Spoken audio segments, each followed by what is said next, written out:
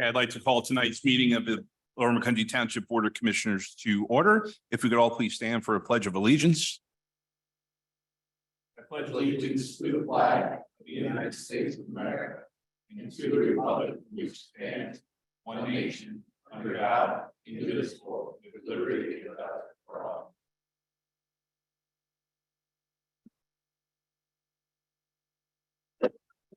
Okay. For the roll call this evening, all who are supposed to be here are Commissioner or Vice President Ward is attending through Zoom. There are no agenda modifications. So moving into item number 5, announcements and presentations. I'm going to do this one out of order because ladies go first in my house, or I get yelled at. So the first is a proclamation presentation to Kathy Rhodes, Rhodes, drop the S, there is no S. I will read this proclamation. On behalf of the citizens of Lower Macungie Township, the Lower Macungie Township Board of Commissioners would like to express appreciation to Kathy Rhodes for serving as the Executive Director of the Lower Macungie Library since December 1st, 2004. She was responsible for overseeing a multitude of programs and reading collections, both in hard copy and digitally, as well as proper and efficient administration of the affairs of the library. The Board of Commissioners do hereby applaud Kathy for her 18½ years of service and commitment and wish her all the best in retirement. Kathy, thank you so much.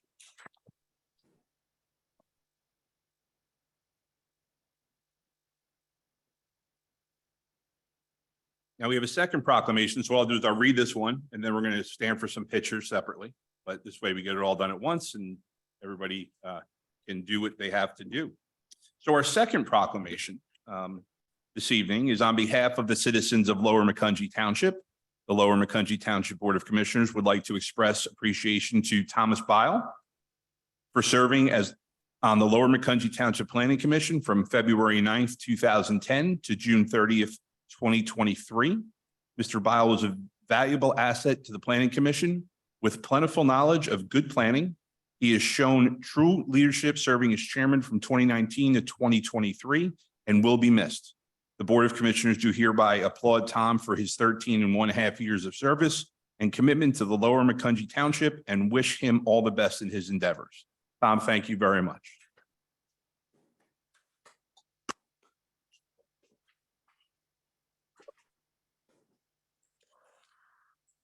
Okay, so I'm going to ask Tom and Kathy just to come on over here. We're going to take some pictures for posterity in front of our Lower Macungie Township now. Right now.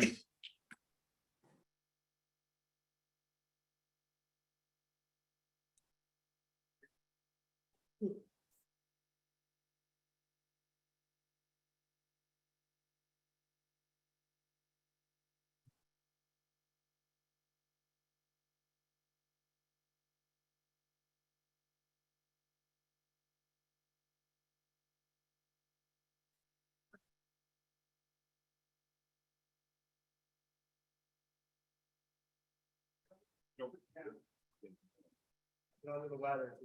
I'm looking at the person that we'll get. Pick a side. I'm gonna hold you to it. Better. There. Yeah, say the word.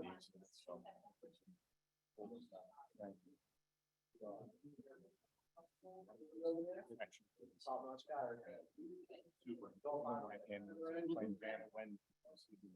For all of us. We'll find him out.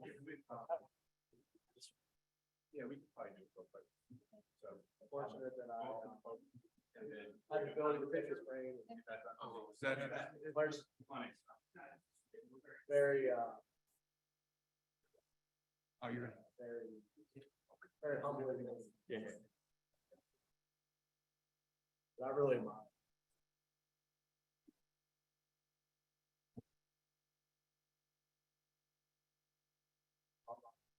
Thank you very much.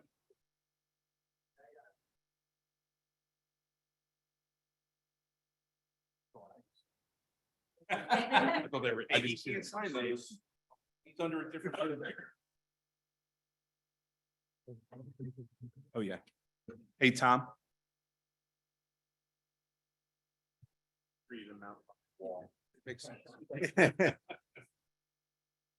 Before we move forward, Kathy Rhodes would like to just quickly introduce the new director of the Lower Macungie Library.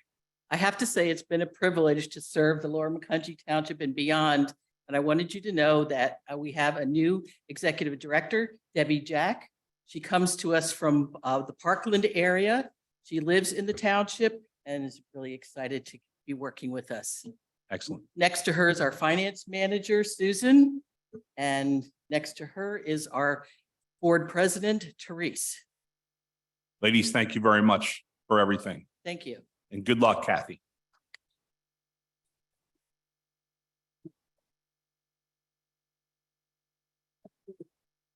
Okay, moving on to item 6, hearings and approvals. 6.1, conditional use hearing for Lanston Equities LLC for the Lehigh Valley Town Center project. I hereby temporarily adjourn this meeting of the Lower Macungie Township Board of Commissioners for the purpose of conducting a conditional use hearing on the application of Lanston Equities LLC, who is seeking approval for a mixed-use development at 361 Shantz Road and 4511 Cedarbrook Road, Lower Macungie Township, in the HE Highway Enterprise Zoning District. The two adjacent lots comprise 58.86 acres. The application proposes a minimum of 2 mixed-use structures: retail, dining, professional, and commercial services. The application also proposes a performance theater, aquarium, mixed-use sports retail establishment, and will be anchored by Topgolf as a mixed-use golf driving range. At full build-out, the mixed-use development will have 514 dwelling units, a 180-room hotel, 165,000 square feet of retail, 180,000 square feet of office space. I would like to take note of the presence of a court stenographer who will commence recording a transcript of this hearing. I am now turning the floor over to our solicitor to conduct the hearing. Mr. Solicitor. Thank you, Mr. President. Good evening to everyone here and welcome to this conditional use hearing of the Lower Macungie Township Board of Commissioners. My name is David Broman. And I am the solicitor to the Board of Commissioners. The members of the board present tonight are President Brian Higgins, on Zoom, Vice President Richard Ward, and members Maury Robert, Ron Beitler, and Brian Schumacher. Also present for the township is the township manager, Bruce Beidel, assistant township manager and secretary, Renee Flexer, township director of planning and community development, Nathan Jones, and joining us virtually on Zoom is our township engineer, Brian McAdam. As noted by President Higgins, this is a conditional use hearing on the application of Lanston Equities LLC.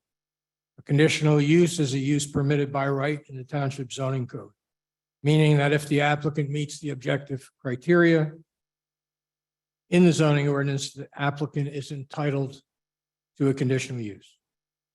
The Board of Commissioners have the right to vote and render a decision on the conditional use application and may impose conditions on an approval of the proposed use. The board is not obligated to vote immediately at the conclusion of the conditional use hearing, although it may do so. Regardless, a vote will occur in public at a meeting within 45 days at the close of the hearing. The board's decision will be formalized in a written opinion, which must also occur within 45 days of the close of the hearing. Any party to a hearing that desires to file an appeal from this board may do so to the Lehigh County Court of Common Pleas within 30 days of the date of that written decision. Are there members of the audience that are here for this conditional use application? You could just raise your hands. Okay, thank you. I asked that because there are 2 ways to participate in a conditional use proceeding. The first is public comment, and I'm sure everyone is accustomed to public comment. The board will take public comment at the close of all the testimony, and I can assure you they take public comment seriously and into consideration in their decision. The other way to participate is through party status, meaning you formally become a party to the proceeding, assuming that you have standing, and you can introduce your own testimony, cross-examine witnesses. You have a right to get the written decision, and you have a right to appeal. So having given that very short background, is anyone who is here for Langston conditional use here to become a party? Would you please come up and just state your name, your address, and your interest in this conditional use? Of course, thank you. My name is Zachary Fowler of the law firm Gross McGinley LLP, which is 33 South 7th Street in Allentown, Pennsylvania.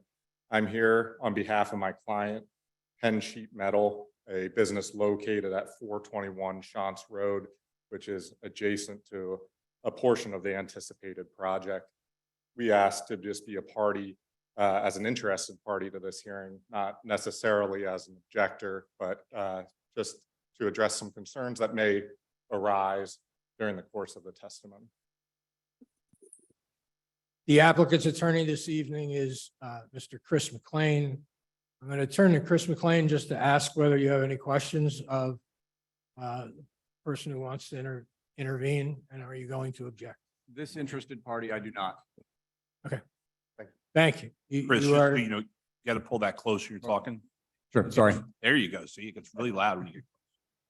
Mr. President, I recommend that they be accepted as parties to this proceeding. Okay. As I indicated, Christopher McLean is representing the applicant. Before turning it over to Mr. McLean, I would like to identify for the record the township exhibits at this time. Township Exhibit 1 is the conditional use application filed by Langston Equities LLC dated April 27, 2023. Exhibit Township 2 is the legal notice for this hearing as published in the East Penn Press on July 5, 2023 and July 12, 2023. Exhibit T3 is a certification of property posting by Robert Schwartz, Code Specialist 2, and Vince Tranguch, Deputy Director of Community Development, dated July 10, 2023. Exhibit Township 4 is certification of mailing by Maureen Lang, Community Development Administrative Assistant, and Nathan Jones, Director of Community Development, dated July 3, 2023. Township 5 is a memorandum from Nathan Jones, AICP Director of Planning and Community Development, to the Lower Macungie Township Planning Commission, dated May 4, 2023, updated June 6, 2023. T6 is a letter from Brian McAdam, PE, CKS Engineers, to Nathan Jones, Director of Planning and Community Development, dated June 8, 2023. Exhibit Township 7 is a Planning Commission recommendation and recommended conditions dated June 13, 2023. T8 is a motion to recommend conditional use approval of the proposed Lehigh Valley Town Center and Top Golf project, conditional use dated June 29, 2023. And what that is, commissioners, is really taking the Planning Commission recommendations and conditions and refining them. And they are in front of you. T9 is a letter dated July 2023 from Upper Macungie Township to the Board of Commissioners regarding the application. And T10 is a letter from South Whitehall Township to Mr. Bruce Beidel and Lower Macungie Township Board of Commissioners, providing comment on the conditional use application and requesting certain conditions be included. At this time, I'm going to turn it over to Mr. McLean. Thank you, Mr. Broman. Do you have an extra copy of T9? We did not get a. Chris, you got it. We did not get a copy of that letter. Yes. Thank you. So as has been addressed, thank you, Frank. Chris McLean from Fitzpatrick, Wentz and Buba. I went to law school. I don't understand electronics or microphones, apparently. Slow down. Gotcha. Yep. So with me this evening, to my right is Frank Demore, one of the attorneys in our office. David Jandal and Luke Jandal are here on behalf of the applicant. John McRoberts from the Pidcock Company is here, and McRoberts from the Pidcock Company. Pidcock Company. Yep. Jose Pazmino from Arco Murray is here as well. Luke, John, and Jose are our three witnesses. We also have with us Sandy Koza and Tyler Kraus from McMahon Associates to address any specific questions relative to traffic. And Cheryl Smith from Nelson Worldwide is here, the project architect, to answer any questions relating to some of the design features. President Higgins and Mr. Bruman did a fantastic job of introducing the project, so I will skip most of the summary that I had planned to give, other than saying that our witnesses and exhibits, we will demonstrate compliance with the specifics ordinance criteria. And as Mr. Bruman mentioned, that would entitle us to the conditional use approval, and we would request a favorable vote this evening. Before getting into our presentation, I believe we have the exhibits electronically. Would anyone like a hard copy to look at as we go through the presentation? For sure.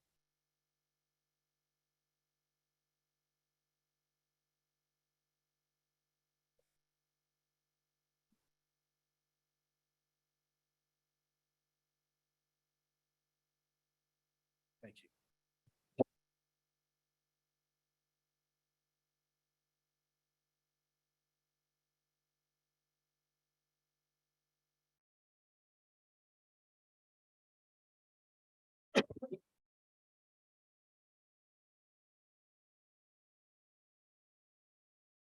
Okay, I guess, can we swear Mr. Jandal in, please?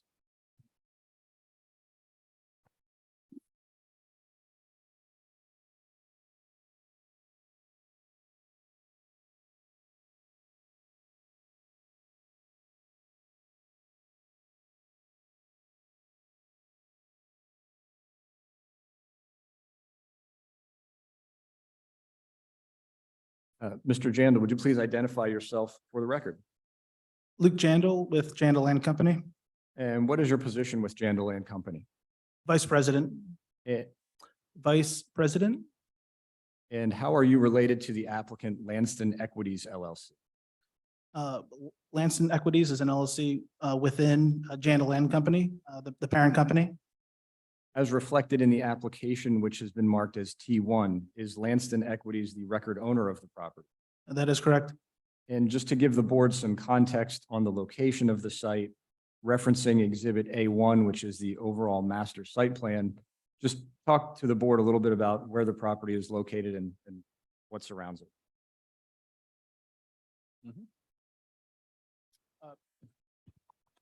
Can you guys hear me? Yes. So I think you're familiar with the project, relatively speaking, but we have the 60-acre or so tract fronting 222, the Fred Jandal Memorial Highway bypass. We have the commercial retail mixed-use component on the south side of the Spine Road, the Top Golf entertainment use to the north side, fronting 78, and the family entertainment in the rear. Again, 60 in total acres. Specifically tonight, we're going to be talking about the community, the development, and what we believe is a special mixed-use project for the township. And Mr. Jandal, are you aware of the township's design guidelines? I am aware. And have you caused some renderings and a presentation to be created to demonstrate compliance with those guidelines and some of the conditional use criteria? Yes, we have. Is Exhibit A2 the 25-page document to which I just referred? It is. And in addition to that, have we also provided the board with an Exhibit A-2.1, which is a correction for sheet 13 in the presentation? We have. In addition, have you prepared some updates to provide some better detail on a couple different views of the renderings? We have. Are those exhibits A3 through A5? That is correct. Starting with Exhibit A2, would you please simply walk the board through the Cedar Brook Road, Lehigh Valley Town Center project? Of course. And I think for the benefit of the board, we had a similar presentation with the PC, and we'd like to go through the same iteration with you good folks. And so just starting with page one here, we're calling it Cedar Brook Road today. That name we're calling it Cedar Brook Road today. That name can evolve as the branding evolves. We're really early on in this process, obviously with the conditional use. But the idea behind it is a dynamic mixed-use destination retail center. And so you can go to the next slide, please. And we can skip the context. So the heart of the Lehigh Valley, the idea behind the project, situated in the heart of the Lehigh Valley, lies a future home of a brand new neighborhood, bringing destination retail, entertainment, residential, office, and hospitality unlike anything else in the region. Imagined by the Jandal family, inspired by great places around the globe, and supported by a diverse community, Cedar Brook Road at once reflects the area's agricultural heritage and sparks a new future. So the idea here is really bringing a sense of place, a sense of community to the project. And we took a holistic approach and identified some of what we believe as the best consultants out there that do this across the country. And so with obviously Topgolf as the anchor, we found it extremely important to get the right people engaged. Getting Topgolf involved, we found it important to get them engaged early on. You can go to the next slide, Renee. This is just a diagram reflecting all roads leading to Cedar Brook, and you get the picture. We front 222, Shantz Road, and 78. You can go to the next slide, please. As part of the design, the architecture, the design companion that we're sharing tonight, we engaged Nelson with Cheryl Smith, present here tonight, and Street Sense. They're organizations that specialize in creating live, work, play, mixed-use developments across the country. They've done it successfully in suburban markets, which we'd consider ourselves a suburban market here in Lower McKenzie Township. As part of the design criteria, we wanted to identify pillars of the project, what the sense of place is going to feel like. The architecture, when you go there, you want to believe in something, and we've identified these 4 pillars through their expert research and analysis and communicating with business leaders in the Lehigh Valley. We thought it was important to get Nate Jones and other community leaders, B. Braun, and folks of the Lehigh Valley who live here, breathe here, employ people here, can speak for it on their behalf. And of course, getting our family's foundation and understanding of what we want the project to be. And so we identified these 4 pillars, which the architecture and the design companion is built off of: in timelessness, sustainability, community, and family. Go to the next slide. The Cedar Brook vision, a next generation neighborhood where community flourishes, brands grow, and innovation blossoms. This is a brand standard on behalf of the Jandal family. We're an organization that is built within many different businesses, and we have a design companion for ourselves and how Jandal operates as a business. And so we are implementing these, and you can see on the right, our family's guiding principles in quality, sustainability, heritage, and philanthropic spirit. You can go to the next slide, and this starts the imagery and the design companion that John McRoberts will talk through briefly, and Cheryl. But so the idea as creating the pillars of the project, we wanted to start identifying what the 4 pillars are going to create in visual appearance. And we started with the storefront, really engaging and bringing retail to that town center, and really engaging and activating that core, which is what we believe is the heart of this development, really making it a unique facade, an inviting facade, al fresco, as the township would call it, and really bringing seats to that downtown core. So that is the storefront. If you can go to the next slide. The architectural scale has a lot of what we consider sustainability components, a lot of glass feature.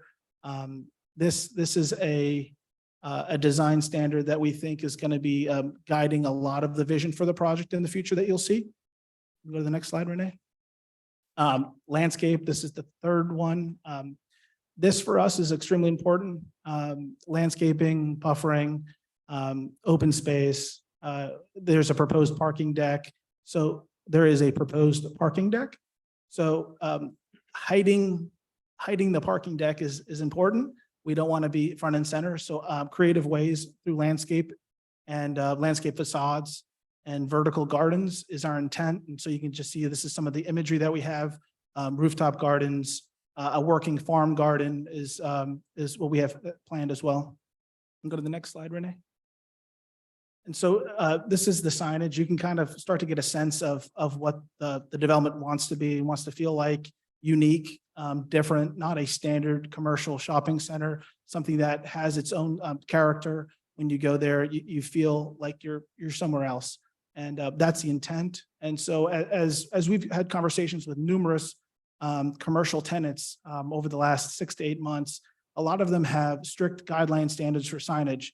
And we're making it a promise here to abide by our guidelines, and it's more or less a take it or leave it for us. We want it to be again, a sense of place. We don't want it to be commercialized. We don't want to have that commercial structure. We want it to feel timeless and unique like our brand standards and pillars have. You can go to the next slide, please. Public gathering spaces, of course, again, a big piece of the project is gathering spaces as part of your design companion. We've identified really great opportunities through Street Sense and Nelson to create gathering spaces within the development, whether it's amphitheater style, open gardens, and open water. You can go to the next slide, please.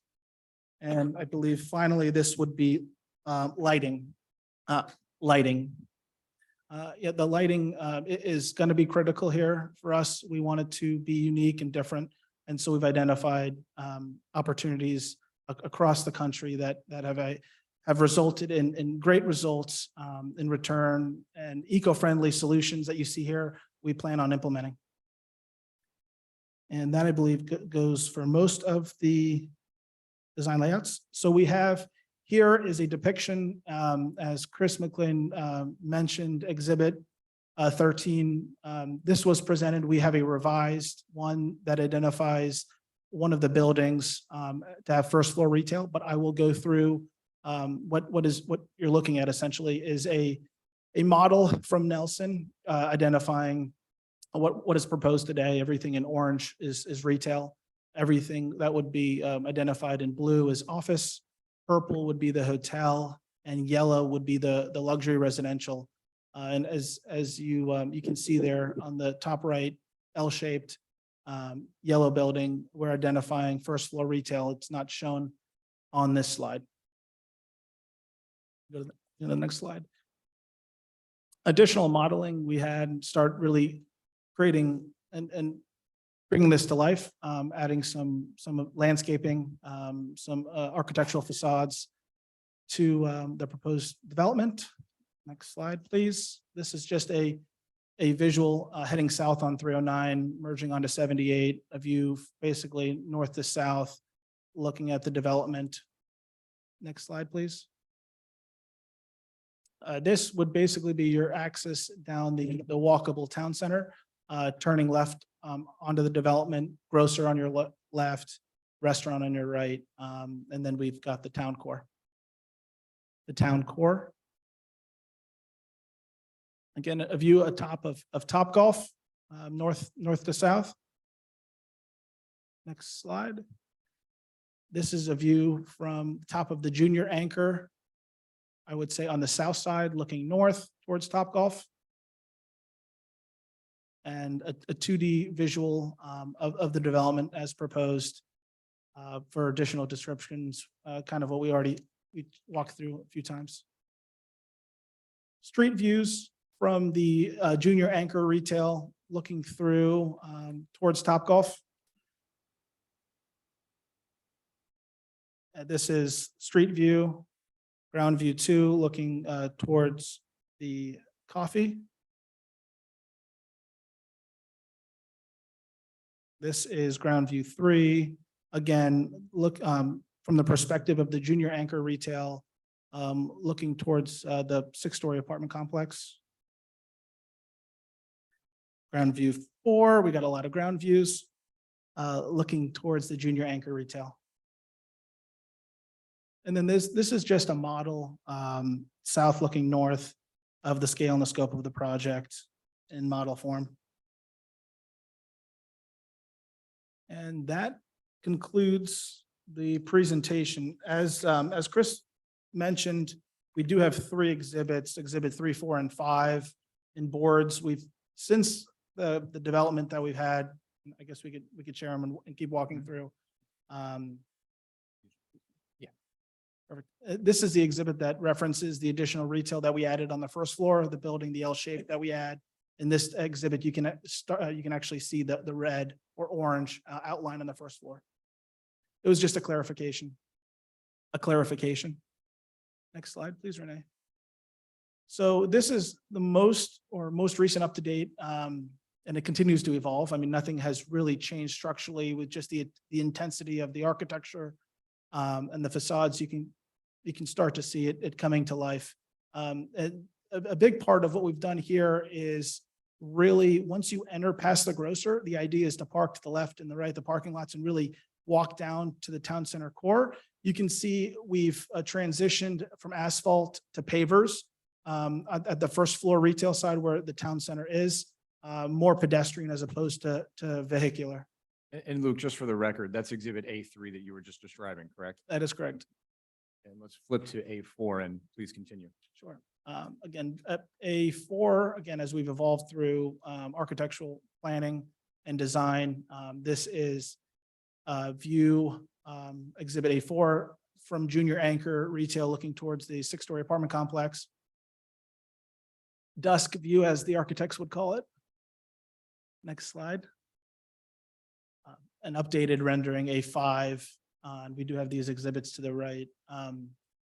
This is a street view looking north towards the multi-use 6-story apartment complex. And Luke, is it fair to say that the community, or rather the development, will have a positive economic benefit to the township? Yes, we do believe. I mean, we've gone as far as we've done economic and fiscal impact studies on this development, the proposed uses that we have for this site. We've run analysis on behalf of the developer. We see a big economic impact for the township, the community as a whole. And fair to say that this provides housing choices to township residents? Yes, that is correct. Multitude of uses. We'll have studio, 1, 2, and 3 bedroom options. And we've walked through the architecture. Are the building elevations to be part of an overall global architectural scheme for the entire project? Yeah, I mean, I think it's critical that the entire development is cohesive and it has the same look and feel from building to building, from signage to landscaping to architectural features. I mean, for us, natural materials, although more expensive, go a much longer way in creating value for the person living there or shopping there. And there's going to be a combination of materials on these buildings ultimately, correct? That is correct. And the unified site plan applies to both the multifamily and the non-residential. That is correct. And what are the anticipated I should say, will the apartment sizes comply with the requirements of the ordinance in terms of square footage? Yes, they will. And as we've seen by the various architectural renderings, we have building entrances with accentuated features, canopies, overhangs, and the like, correct? Canopies, overhangs, and attractive lighting, correct? That is correct. And the pad lots will also have the same architectural components? That is correct. Will the same architectural feature on each side of the building, not just the front? All sides. Yep. Has the Planning Commission reviewed the application and recommended approval subject to a number of conditions? Yes, they have. And have the proposed conditions been refined a bit from what was introduced as Exhibit T8 through discussions with staff and consultants? Yes, they have. Is the applicant in agreement with all but one of the conditions as refined with the township? Yes, all but one. And which condition is that, and what would we prefer that it say? It's number 17. It's related to the construction commencing at 5 years, and we're asking it for not to be unreasonably withheld. When you say not to be unreasonably withheld, if for some reason we could not meet that 5-year window, you would like the board to consider extensions, correct? That is correct. It's not our intention to delay this. I think I think it's our best interest to get it going as soon as possible. We've spent a lot of effort here. We wanted to get going, but 2007 has hit us before, 2008 has hit us before. And we want to know that we're all working together, which I think we do, but just want to make that clear. I have nothing further of Mr. Jandal at this time. Does any member of the board have any questions? Luke, Jan? Just for clarification, the 5-year extension or that could be extended, what was that related to? Yeah, there is a proposed condition, excuse me while I find it. Commissioner, it's everything but Topgolf. In other words, the mixed use portion of the development. To begin construction in 5 years. To begin construction in 5 years.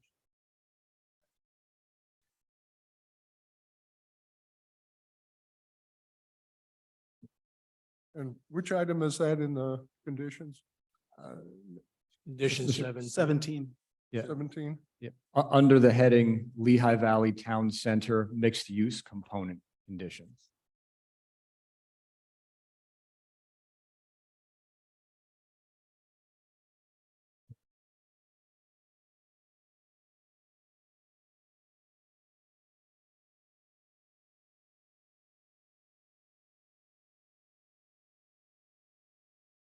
Page 4. You haven't found it yet. Okay. That's fine. Mr. Fowler, do you have any questions for Luke Jandal?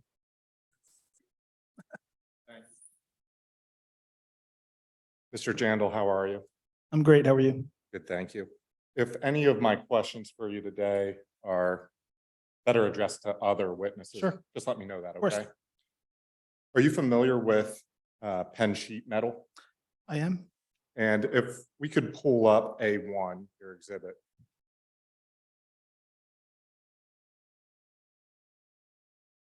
Thank you so much. Can you identify where pen sheet metal is on this map?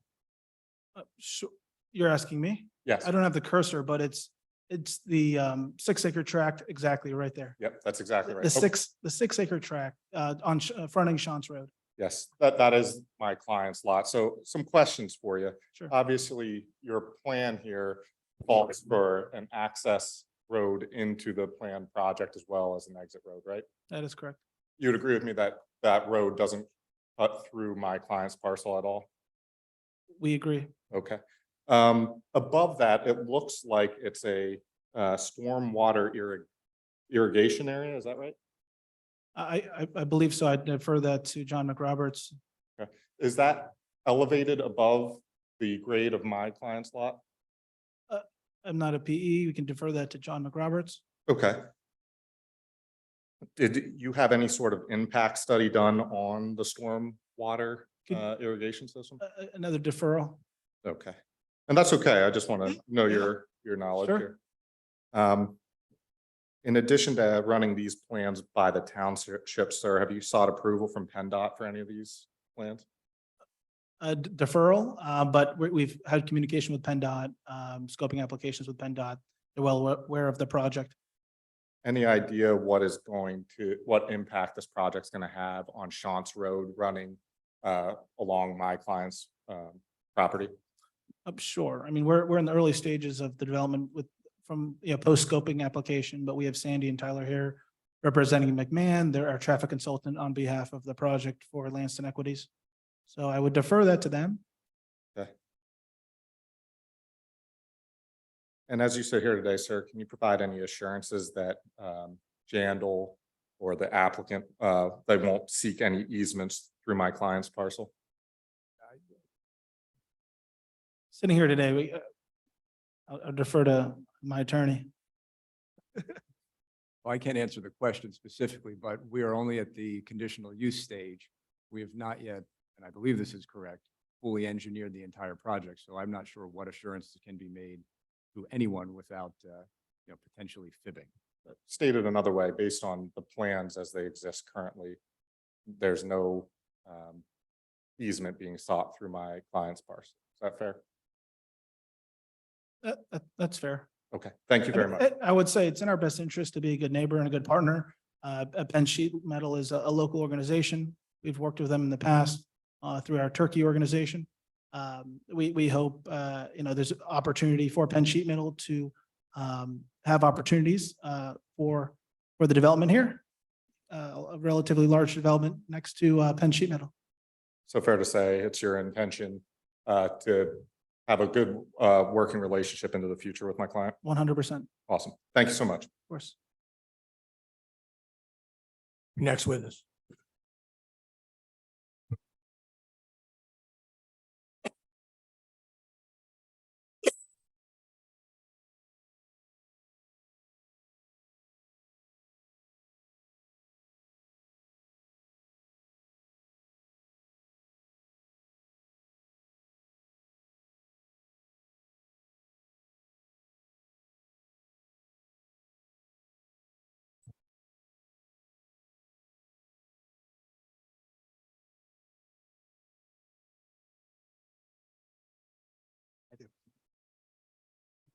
Mr. McRoberts, would you please introduce yourself for the record?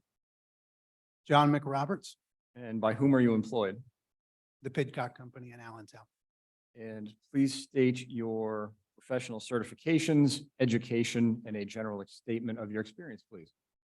I graduated from the University of Pennsylvania in 2003 with a bachelor's degree in civil engineering systems. I've been employed as a civil engineer since then. I've been certified as a professional engineer in the state of Pennsylvania since 2009, and I've been employed by the Pidcock Company since 2008. I'm currently the manager of site planning and land development. Is Exhibit A6 your CV? Yes, it is. Have you testified as an expert witness in land use hearings and court proceedings previously? Yes, various conditional uses, zoning hearings, and I've appeared in front of the Planning Commission and Board of Commissioners in Lower Macungie for subdivisions, land developments on numerous occasions. At this time, I would request the board accept Mr. McRoberts as an expert in the field of civil engineering. Mr. Fowler, any objection? He's so recognized as an expert in civil engineering. Thank you. Mr. McRoberts, has the applicant engaged you to design the mixed-use development that is the subject of this application? Yes, they've engaged the Pidcock Company. They've engaged the Pidcock Company. Should have been more clear. Thank you. Along with a design team, various national and local experts in mixed-use developments that have also provided input into the plan. As part of Pidcock's engagement, were you asked to prepare the plan that is Exhibit A1 in front of the board this evening? Yes, we prepared the conditional use plan, marked Exhibit A1. That depicts both existing and proposed conditions on the site. I'll go through that plan very, very briefly.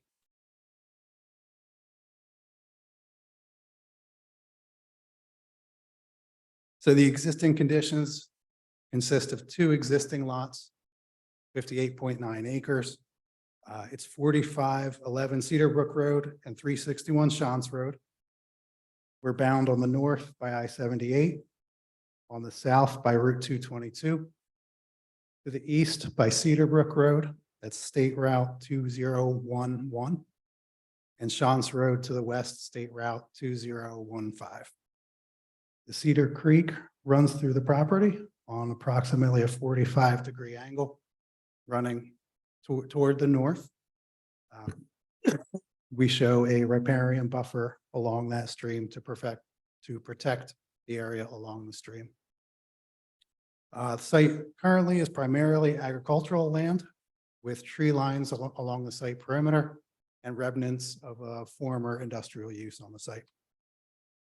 Turning to the proposed conditions, as Luke described, the site is intended to be developed as a self-contained town center. It's got a variety of entertainment, commercial, retail, residential, even a regenerative farm. So some of the food produced can be produced on the site for the community.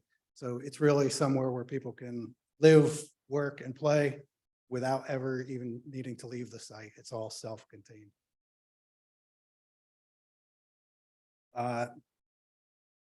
There is interconnection between all the uses. It's all integrated into one community.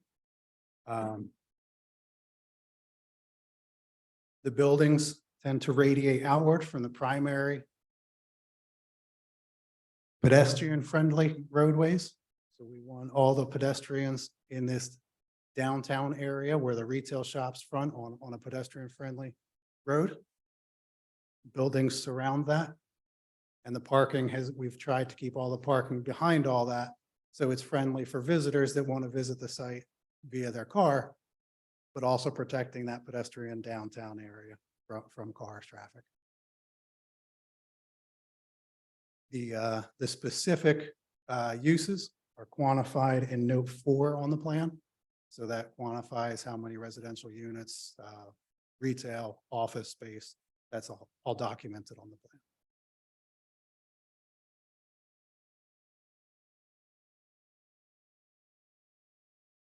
And how is the property zoned? The property is zoned HE Highway Enterprise District. And mixed-use development in that district is a conditional use, correct? Yes, specifically by ordinance 2023-03, adopted April 20th, 2023. And let's turn now to some of the conditional use criteria. Please describe for the board how the project complies with the requirements of section 27-2417.1. And if you refer to any of the exhibits, please let the board know which exhibit you are referring to. Sure. On exhibit A1, we've documented the various requirements of the zoning ordinance 27-2417-1. The site must consist of 20 or more acres. We exceed that with 58.9 acres. There must be a minimum of 2 mixed-use structures. That's also depicted on exhibit A1 with various mixed-use structures. 100% of the total first floor area of at least 2 of the mixed-use structures, except for those areas set aside and necessary for the private use of residents of a mixed-use structure, must be devoted to commercial, dining, or other permitted non-residential uses. And that's shown on exhibit A1 and in the design booklet that Luke presented as exhibit A2. And would you please describe for the board how the project complies with the requirements of section 27-2417.1.a, recognizing we'll turn to the general conditions, or excuse me, criteria of section 27-2412 in a bit. And again, if you reference an exhibit, please identify it for the board. Sure. So I guess just for background, that when the zoning ordinance amendment was passed, we tried to stick as much as possible to requirements for mixed use development in the commercial district, which was already an ordinance in the township. There were certain sections for this specific town center type of mixed use development that we needed to make changes to implement the town center look and feel. So this first section are the specific requirements that superseded the requirements that wouldn't apply from the commercial district. So first, the standards of 27-2412 mixed use development in the C commercial district need to be met, except the following. So I've already covered that one. The maximum density on the residential portion of the lot shall be 12 dwelling units per gross acre of the 12 dwelling units per gross acre of the entire mixed-use development. We've got less than 12 proposed, and that's documented in the zoning requirements chart on exhibit A1.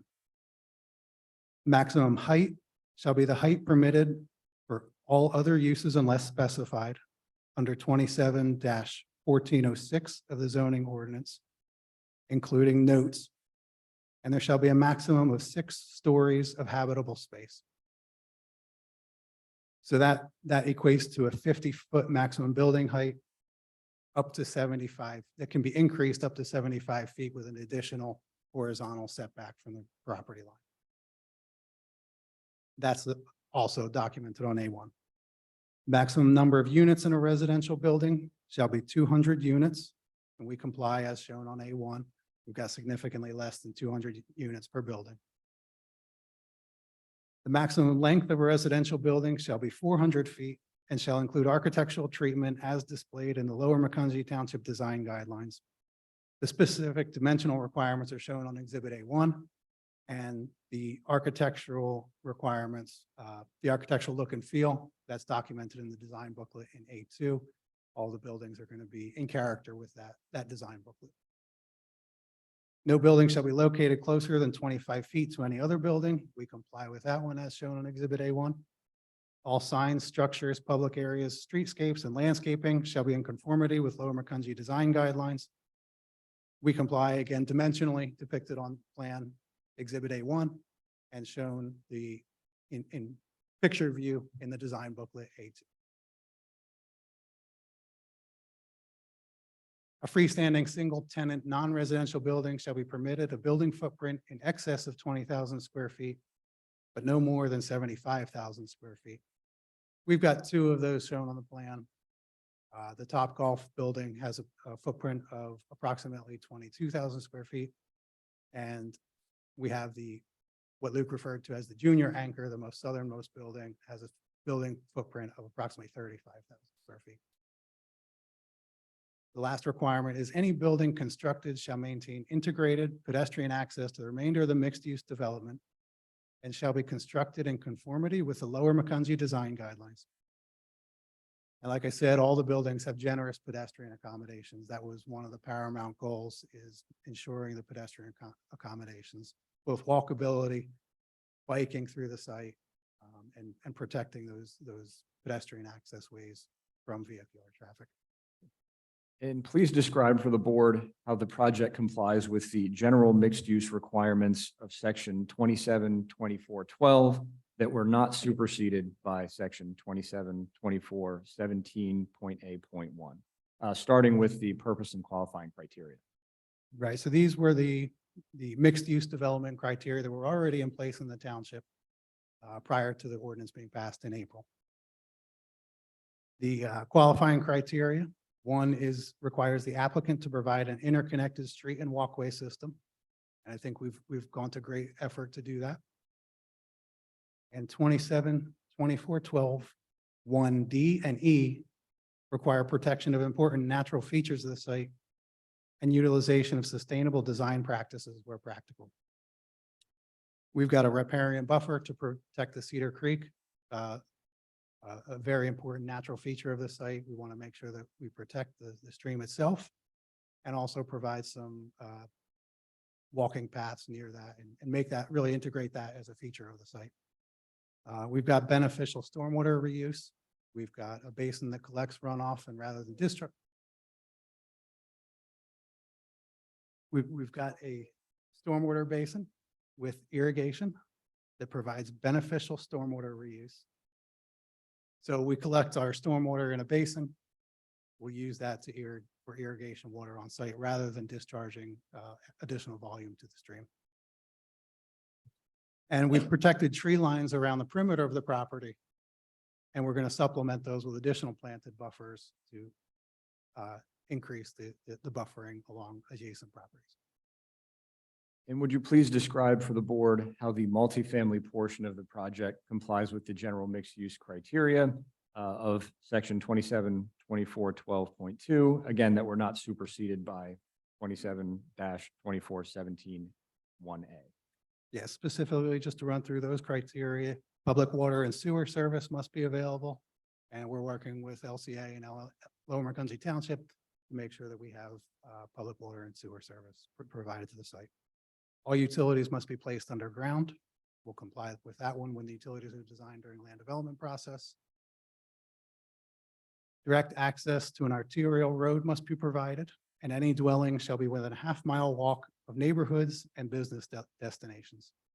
So we have access to Cedar Brook Road and to Route 222 for car traffic and also to Shantz Road. And the site is really integrated in amongst itself. So all the neighborhood functions are included in the site. Each of them have pedestrian accommodations and are within the half-mile walk of each other. Buffer yards shall be provided as set forth in 27-1803. Exhibit A1 shows a 25-foot buffer yard along the perimeter of the property. That's the horizontal setback. And we're working with Lower Macungie staff to make sure that we provide adequate plantings in those buffers to protect the adjacent uses, specifically the cemeteries to the east. Pedestrian and bicycle pathway locations shall be coordinated with the bicycle and pedestrian plan of the township and be constructed in accordance with 22A-805.9 as applicable. We comply with that. The section referenced is the subdivision and land development ordinance. It gives specific requirements for sidewalks, bikeways, and when we do the full land development plans, we'll demonstrate compliance with those sections. Full cutoff dark sky friendly fixtures shall be provided for all roadway and common area lighting to reduce light pollution, light trespass, and glare. And we'll comply with that one. It's also a SALDO requirement. So as we go through the land development process, we'll utilize the full cutoff fixtures. Applicants shall consider LED fixtures for outdoor lighting in common areas to reduce power consumption. Again, we'll comply with that one. The LED fixtures at this point are very common. It would be uncommon to have something else. One bus shelter within or adjacent to any multifamily apartment dwellings shall be provided. We'll comply with that one during the land development process as we coordinate with LANTA. We'll determine exactly where the bus stop location should be, but we'll comply with that one during the land development process. And Mr. McRoberts, will the applicant provide cross easements for parking, access, et cetera, to the extent necessary by virtue of the fact that there would be 2 lots proposed as part of this project? Yes. Reciprocal cross easements allowing common parking and internal vehicular and pedestrian interconnections must be provided. That's a requirement of the ordinance. And the township solicitor must review and approve deed restrictions and or easements, organizational documents, and bylaws for entities governing maintenance requirements and use restrictions of common facilities. Membership and organization mandatory for lot owners on which the multifamily apartment dwellings are located. An organization shall be responsible for maintenance and insurance of common facilities, costs of maintenance, insurance, and operation of common facilities to be shared equitably. So in short, yes, there will be an association in place that will make sure that adequate shared parking is provided for all the users, and in some cases may reserve certain spaces. For example, the grocery store has a minimum number of spaces that need to be reserved, and we may need to reserve, we will reserve spaces for residents so that their parking spaces aren't taken up by visitors. And would you please describe for the board how the project complies with the general requirements of section 27-2412.5 that were not superseded by 27-2417.A.1? Yes, the specific criteria are stormwater management facilities shall be designed as amenities for the development and shall aesthetically enhance multifamily apartment dwellings through integration of the facilities into the overall landscaping plan of a lot. We show that on Exhibit A1, and more detail will be provided as we go through the land development process.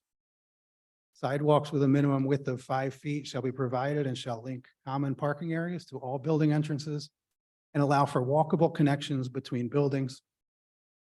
And again, we've gone through that when we've got an extensive sidewalk network. A residential building shall not have more than 60 linear feet of continuous wall without a minimum of 18-inch horizontal articulation of the building facade. That one's required by note on Exhibit A1, and it's also shown in the design booklet, Exhibit A2. We also comply with the maximum length of non-residential buildings. No building shall be located closer than 15 feet to off-street parking areas. We comply with that one.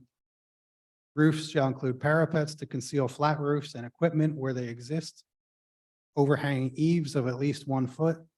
Sloping roofs with an average slope between 3:1 and 1:1, and a variety in roof slope planes.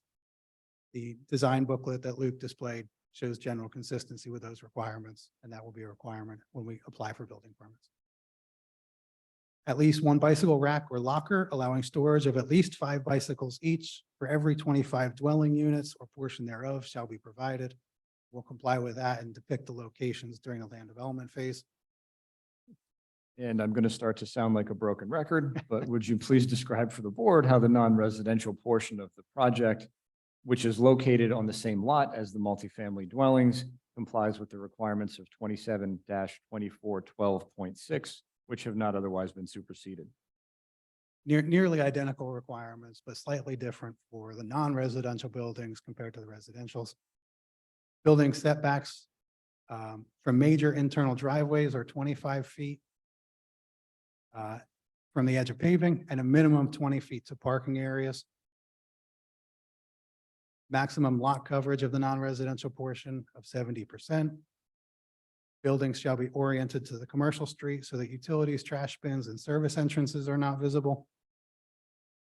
Building facades shall avoid long, unbroken expanses of wall. Where a building facade is visible from a public right-of-way or civic space and is greater than 100 feet in length, the design shall include variation materials, window openings or offsets of at least 18-inch in the building plane every 60 feet or less. And those features are shown on both, not just this one, but the last few points, exhibits A1 and the design companion, which Mr. Jandal referred, correct?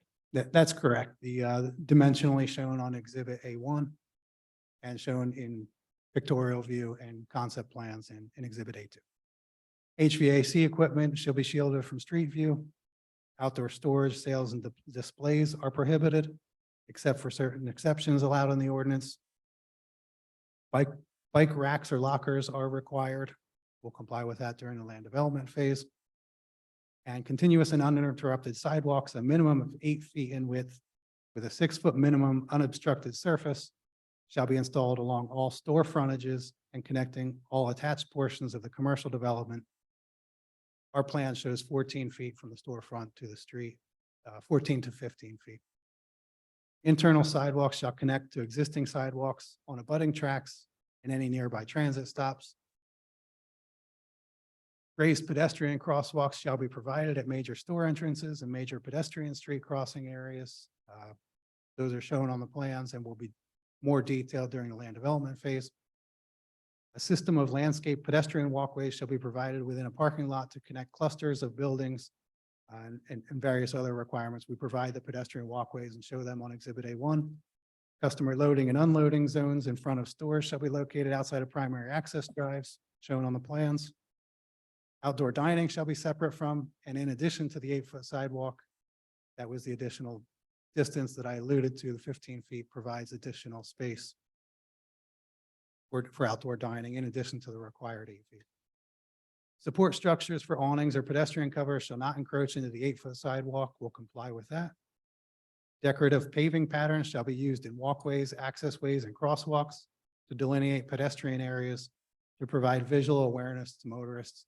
And Luke depicted that in exhibit A2. He showed the paver areas for the predominantly pedestrian friendly area. And Mr. McRoberts, would you tell the board how the project complies with the off-street parking requirements of the ordinance? Sure. We comply with the requirements of zoning ordinance part 23. There's a tabulation on the plan that calculates the required parking for each of the uses calculated individually. And it shows that we exceed the parking requirements. We've provided more than needed on exhibit A1. That said, there are 2 provisions when we get to later phases of the design, when we get to land development plans that we may use. Those are joint parking and parking in reserve. So initially, we're going to put in the conditional use plan depicts that we're potentially overparked. When we get to the later phases, if we have adequate parking, we've built built-in parking decks and we can preserve some green space. We use the provisions that are in the ordinance so that we can preserve a little more green space and not provide a sea of parking that we think will not be used. But that will come in the later phases, once earlier phases are built and we know what the parking demand really is.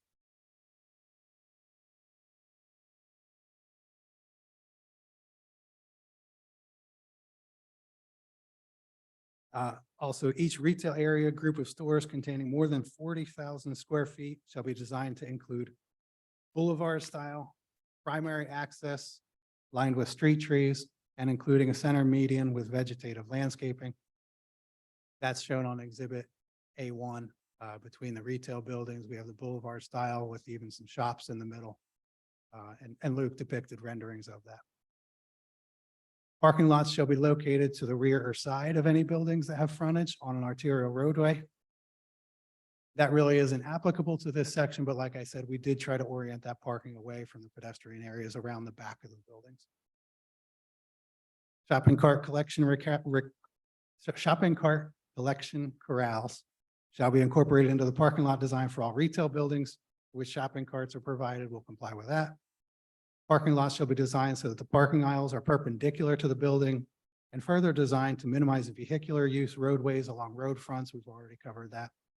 Pedestrian linkages provided, covered that. Fire lanes shall be identified and posted. That gets covered during the land development phase. Access to all buildings shall be acceptable to the township fire department.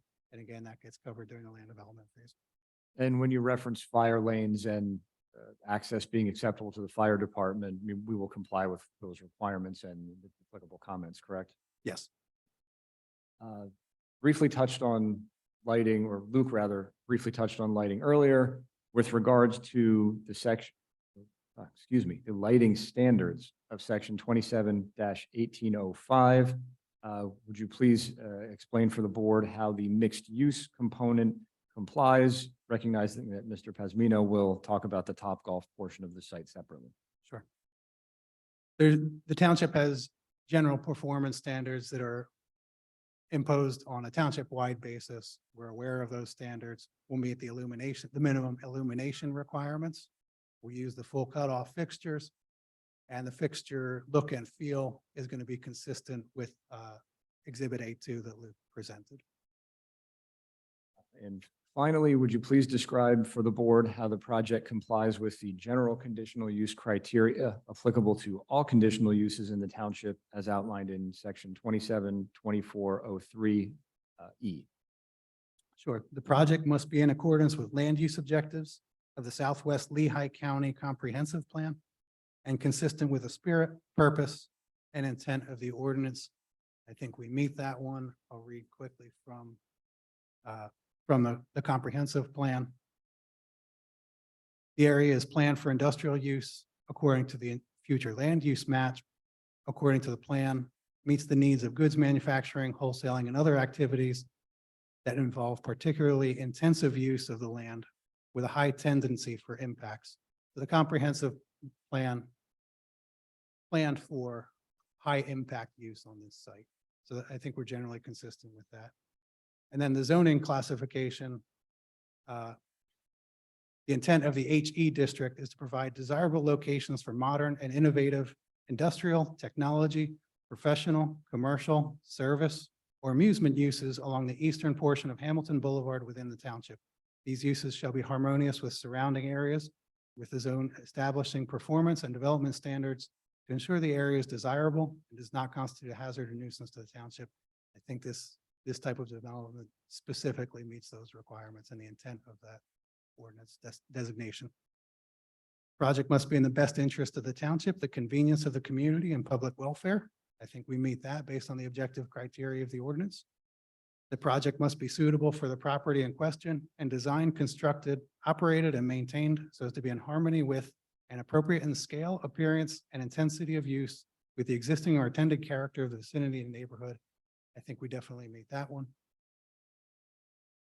The project must be in conformance with applicable requirements of this chapter. We've gone through those in detail, that we comply with each of those.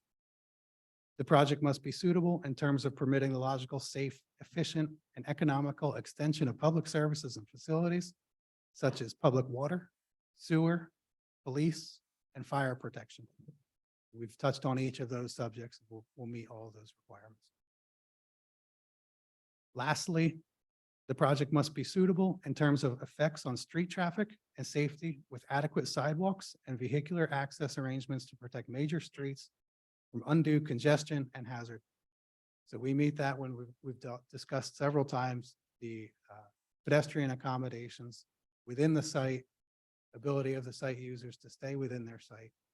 But also as far as traffic impacts, we're currently working through the PennDOT highway occupancy permit process. We've submitted a scoping application to PennDOT. That process requires that we identify trip generation for all of our uses. It allocates where those trips might go on the public road network. We'll quantify any impacts to the adjacent road network.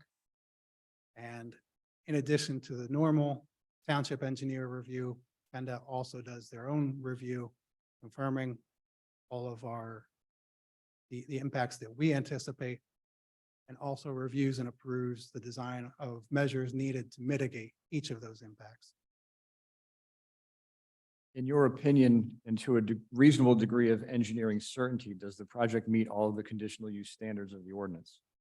Yes, Are you aware of the design guidelines adopted by the township? yes, And, excuse me, do exhibits A2 through A5 demonstrate compliance with those guidelines as reflected in both your earlier testimony and Mr. Jandel's testimony? yes. And also Exhibit A1. Exhibit A1, there are dimensional requirements in the design guidelines. So the conditional use plan, Exhibit A1, gives all the dimensional requirements. There are a lot of general look and feel considerations, and those are detailed in Exhibits A2 through A5. Referencing Exhibit A7, would you please describe the signage that is proposed along Route 78? Yes. Along Route 78, the ordinance 2417.5 allows a sign, a mixed use development in the HE district with frontage on I-78 is allowed a freestanding sign with a display of 360 square feet and 50-foot height. The specific details of the sign will be given to the township when we apply for a zoning permit for the sign. But the rendering was prepared to demonstrate that general compliance with the requirements of the ordinance. We have every intention of complying with those requirements. I have nothing further for Mr. McRoberts at this time. Does any member of the board have any questions for Mr. McRoberts? The last statement associated with the sign, why do you need zoning approval for a sign that the specs of which you included in the ordinance? We don't need it. We don't need zoning relief. It's just the permit process to put up a sign. Okay. I may have misquoted it as a zoning permit. You may call it a sign permit in Lower Macungie Township. Okay, so Just that there's a separate process just the sign. to detail the design of the sign and confirm that that complies separate from the conditional use process. Okay, and I have never heard, what is the lights that Topgolf are going to be using? What is the heat index for those?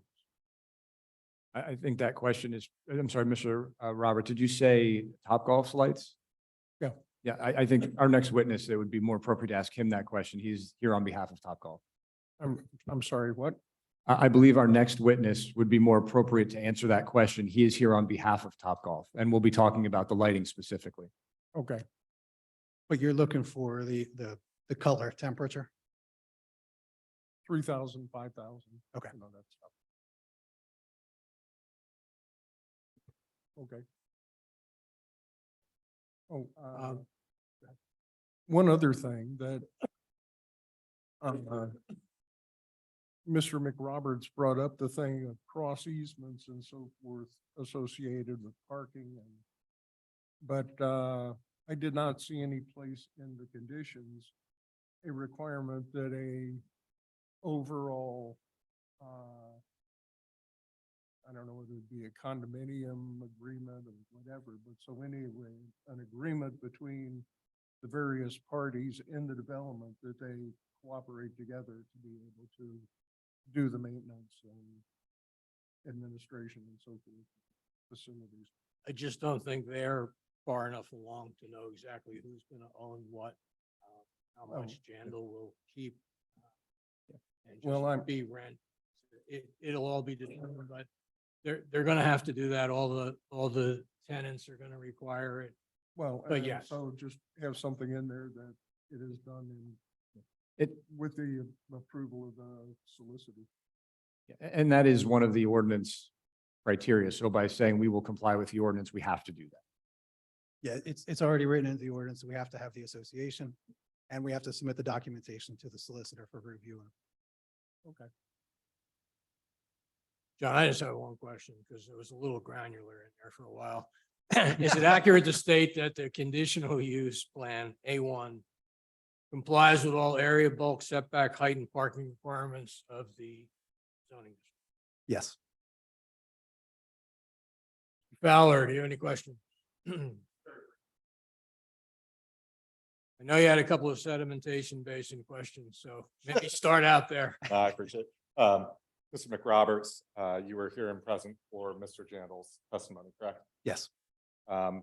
Rightfully so, he deferred some questions. You're an engineer. Yes. Fair to say that you're the appropriate person to ask some of these questions? Yes. All right, fair enough. As you can imagine, my client, Penn Sheet Metal, has some concerns. Not that they're objecting to this project, but we just want to ask some questions about A1, which is what your company prepared, correct? That's right. Now, Mr. Jandal appropriately pointed out where my client's lot is on A1. Are you familiar with that lot? Yes, I am.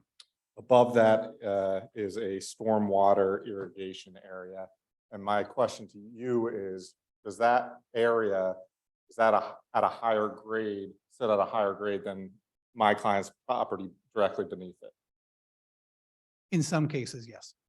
Okay, and has there been any sort of impact study done on stormwater runoff for this project?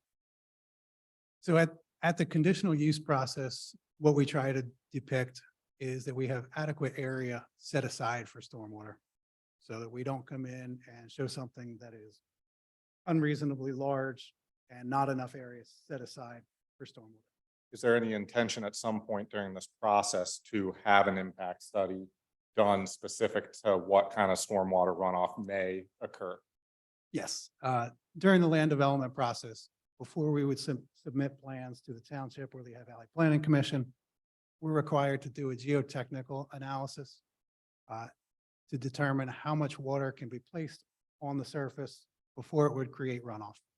We then use those calculations, we apply certain safety factors so that there would be no instance where your client's property could see additional runoff from the irrigation system. And when there's another property downstream of our irrigation system, we go one step further and we typically put in a fail-safe, a low berm or a channel so that no runoff, so the runoff will be collected on our site and protect your client's site. That all gets detailed during the land development phase in the MPDS permit process.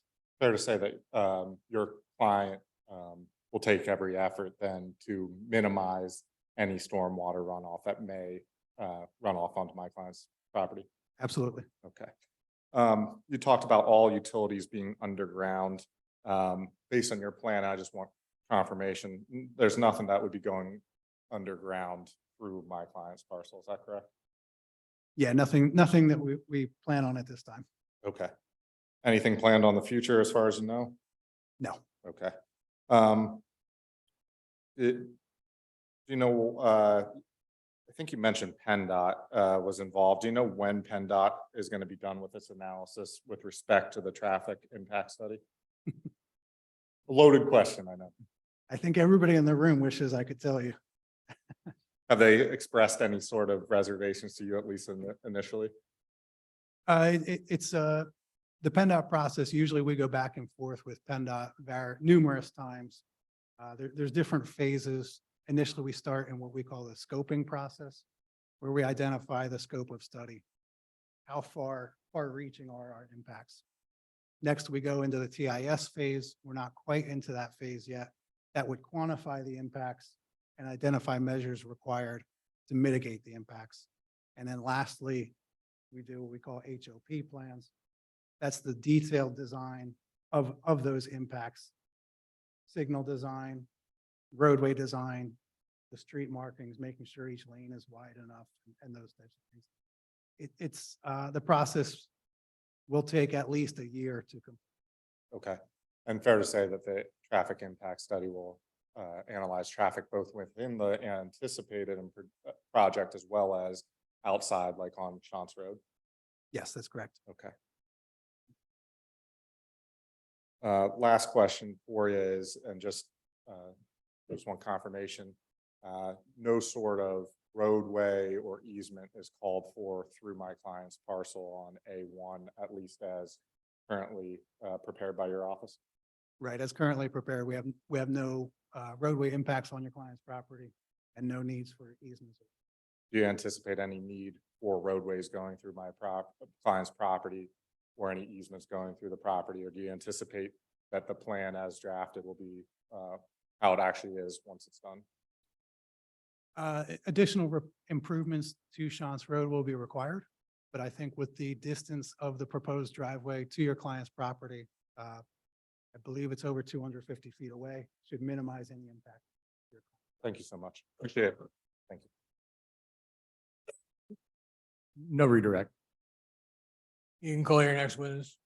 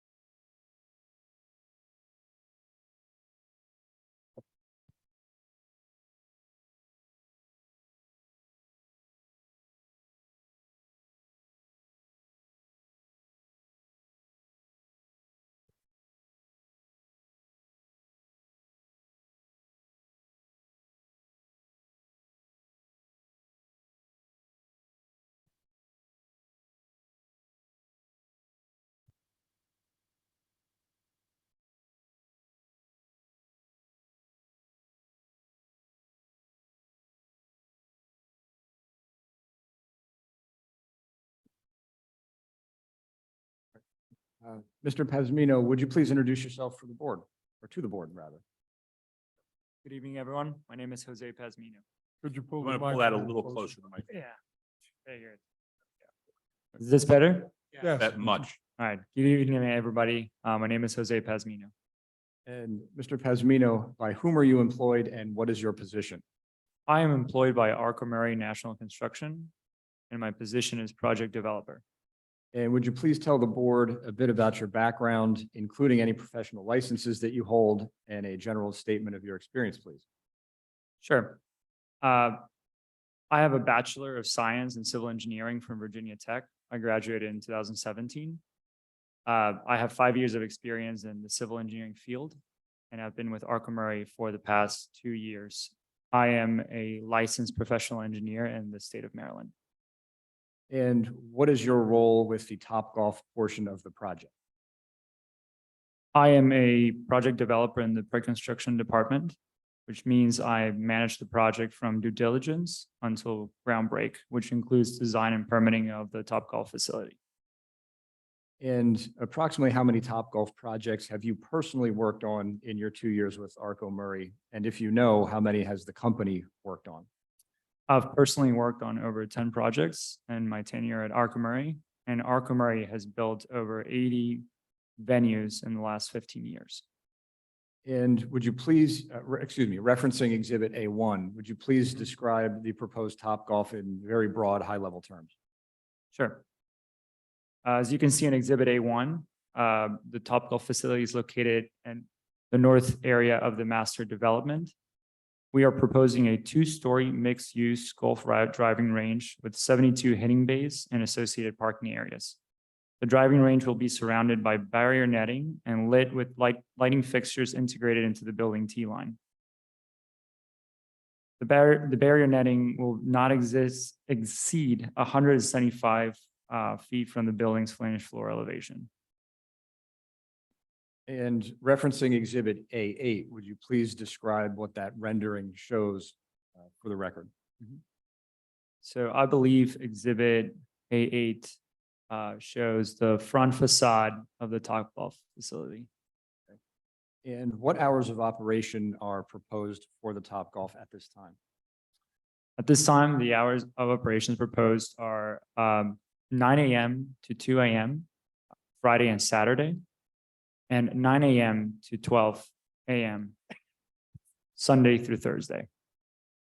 And would you please describe Topgolf's lighting referencing Exhibit A9, please? Sure. So as you can see from Exhibit A9, the driving range is lit from fixtures integrated into the T-line. Fixtures, yeah. Lighting dissipates as you get closer to the net poles, and it approaches 0.0 foot candles as you get to the property line. And would you just, excuse me, how does Topgolf intend to comply with the applicable portions of the ordinance relative to lighting, including 27-1805.6.m, which is applicable to outdoor recreation? Topgolf will comply with the standards outlined in section 27-1805.6.m that apply to the driving range. And what hours will the lighting be operational? The lighting will be operational from 9 a.m. until 12 a.m. at full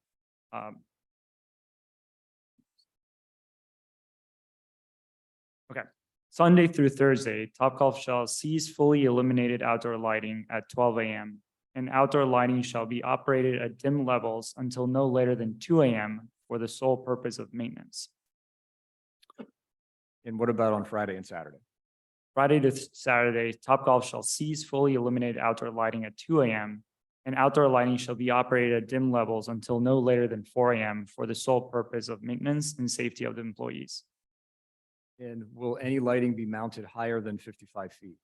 No, And I think I heard you mention earlier, but want to make sure I heard you correctly. The barrier netting and poles will not exceed 175 feet above floor elevation of the building, correct?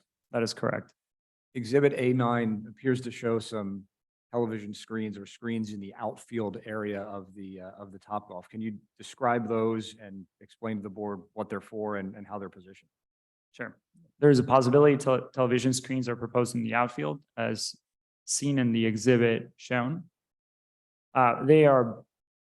If they are built, they will be compliant with ordinance, positioned to face the Topgolf patrons, which is to the interior of the site only, and will follow operating hours as approved by lighting ordinance. And did you hear Mr. Roberts' question about the intensity and heat of the Topgolf lights? Yes, the lights on the T-line are LEDs, so I wouldn't expect them to issue a lot of heat. And when you reference the T-line, can you describe what that is and where it is? The T-line is the part of the building where the Topgolf game is played. And in this specific exhibit, it would be the face of the building facing the outfield. I have nothing else for Mr. Pazmino. Does any member of the board have any questions? Okay, I'd like to understand a little bit more about the light. Okay, so where the T's are, it's going to be LED lighting. And what is the heat index for the LED lights? Is it white light? Is it yellow light? It is white light. So it's 5,000 probably for the heat index. Okay, now for the lights lighting up the field, what kind of lights are those? The lights lighting the field are the same lights you're referring to that are on the T-line of the building. Say that again. The lights that are lighting the field are integrated into the T-line. So there are no other lights lighting the outfield Topgolf except the ones that are integrated into the building. Oh, okay, so there are not light poles that are going to be lighting up the the outfield or whatever. Correct. Yeah. There's no stadium lighting proposed. There's no lighting on the poles that are mounted. The only lights are integrated into the building and shining outwards into the outfield. Okay. So I guess some of them just shine farther than others or aim further out, so to light up the area. That's correct. Okay. Okay, the Environmental Advisory Council had brought up some concerns associated with the nets and potential injury to birds. And so with your experience with Topgolf construction and so forth, are there any particular steps that Topgolf has taken to mitigate the problem of killing birds with the nets and so forth, or and having bright lights being harmful to migration patterns and so forth? So we are aware of this letter from the Environmental Advisory Council. The concerns outlined in the letter were discussed in the Planning Commission, and we feel the concerns have been adequately addressed. To reiterate your concerns, wildlife entanglement in the range netting is very low and extremely rare. In the event that it occurs, all operations, there's operating procedures to deal with it. The game of golf will stop, and all activity will cease until the wildlife is freed from the netting. Regarding lighting, lights will be dimmed after hours for maintenance, so to reduce impact at night, and also lighting in the parking lot will be full cutoff type. That's right, to reduce light pollution. Okay. You asked my questions. I have a couple of questions about this A9. Is this a rendering or is this a drone shot?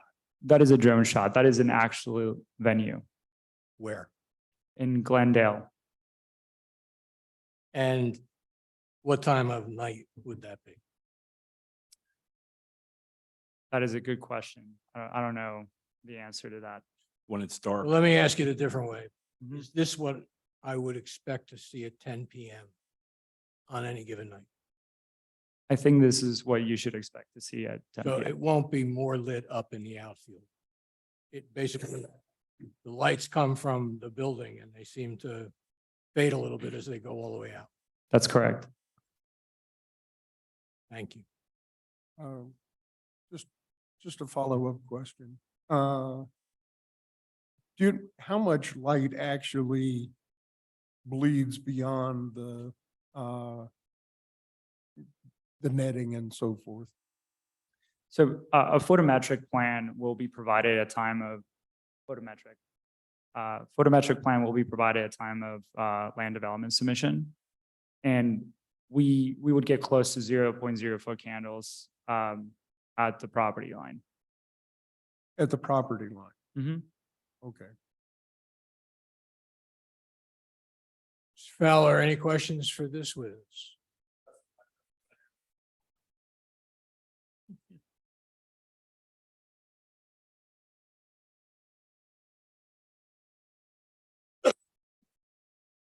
Mr. McLean, do you have other witnesses? Give me 1 minute. Certainly. Just one follow-up question. Mr. Pasmino, does the drone shot of A9 depict what 0.0 foot candles looks like at the perimeter? I didn't hear that. I'm sorry. Can you I'm sorry. state that? Does the drone shot, which is exhibit A9, depict an adequate or accurate representation of 0.0 foot candles at the perimeter? So I'm unaware of what the perimeter was at this specific property. I didn't work on this project, but as you can see, as you get to the netting line, light starts to dissipate. So I think this is an accurate depiction of what you should expect. I have nothing else. Do you have any other witnesses? I have no further witnesses. I would move for admission of my exhibits. Mr. Fowler, do you have any objection? They're admitted.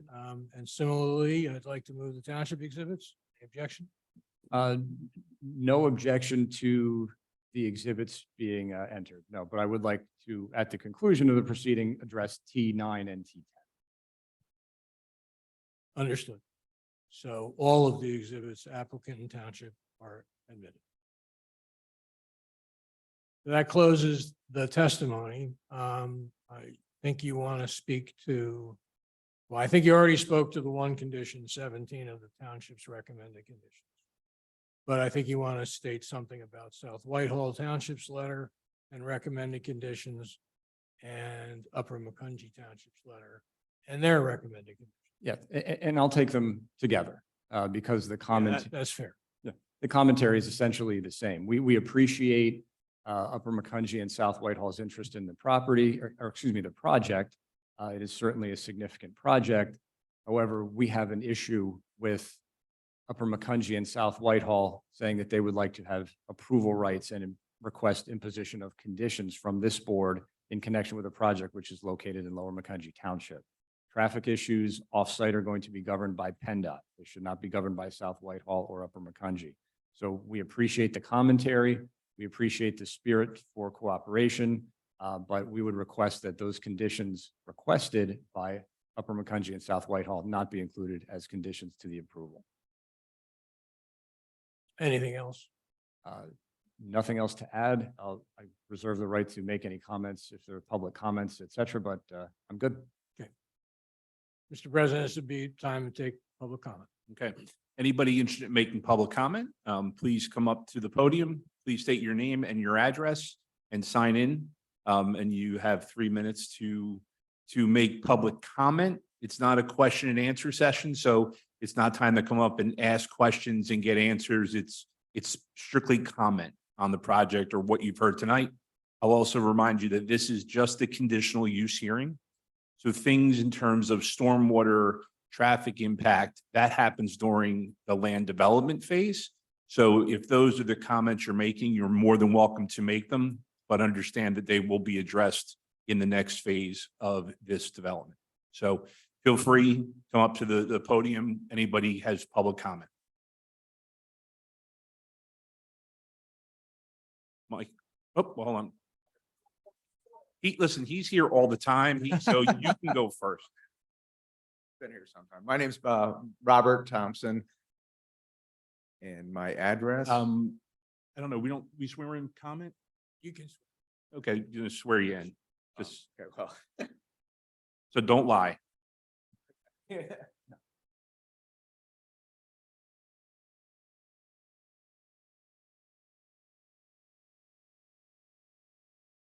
I just had a few brief comments. I did have a question, but I guess that this isn't the appropriate venue for that.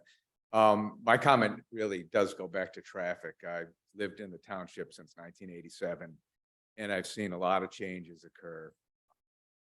Of just this next week, the Home Depot is going to open up, and we're concerned about traffic from that, and with Hamilton Crossing and all the other development, Uline, Aldi's, Costco. I mean, it's just changed a lot, and that's progress, I know.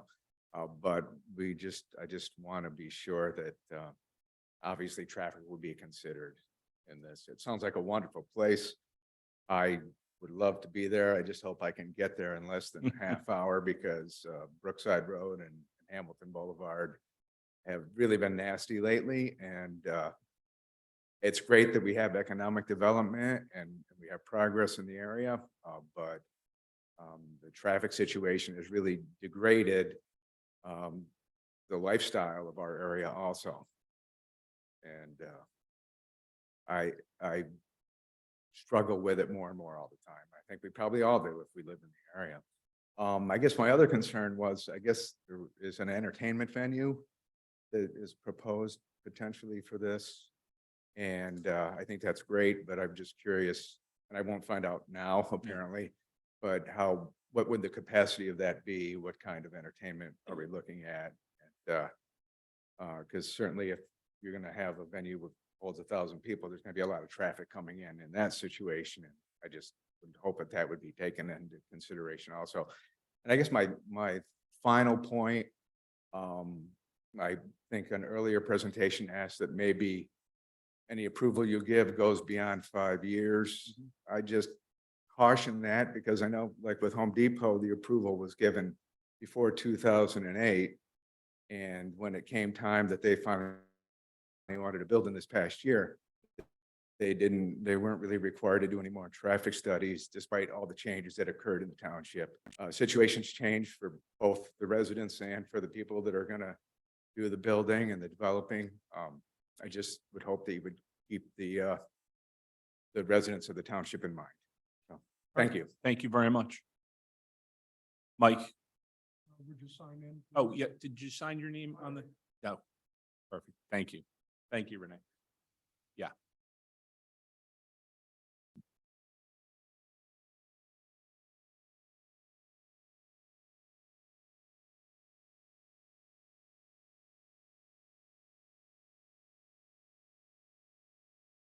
Can I lie now? I am a scratch golf.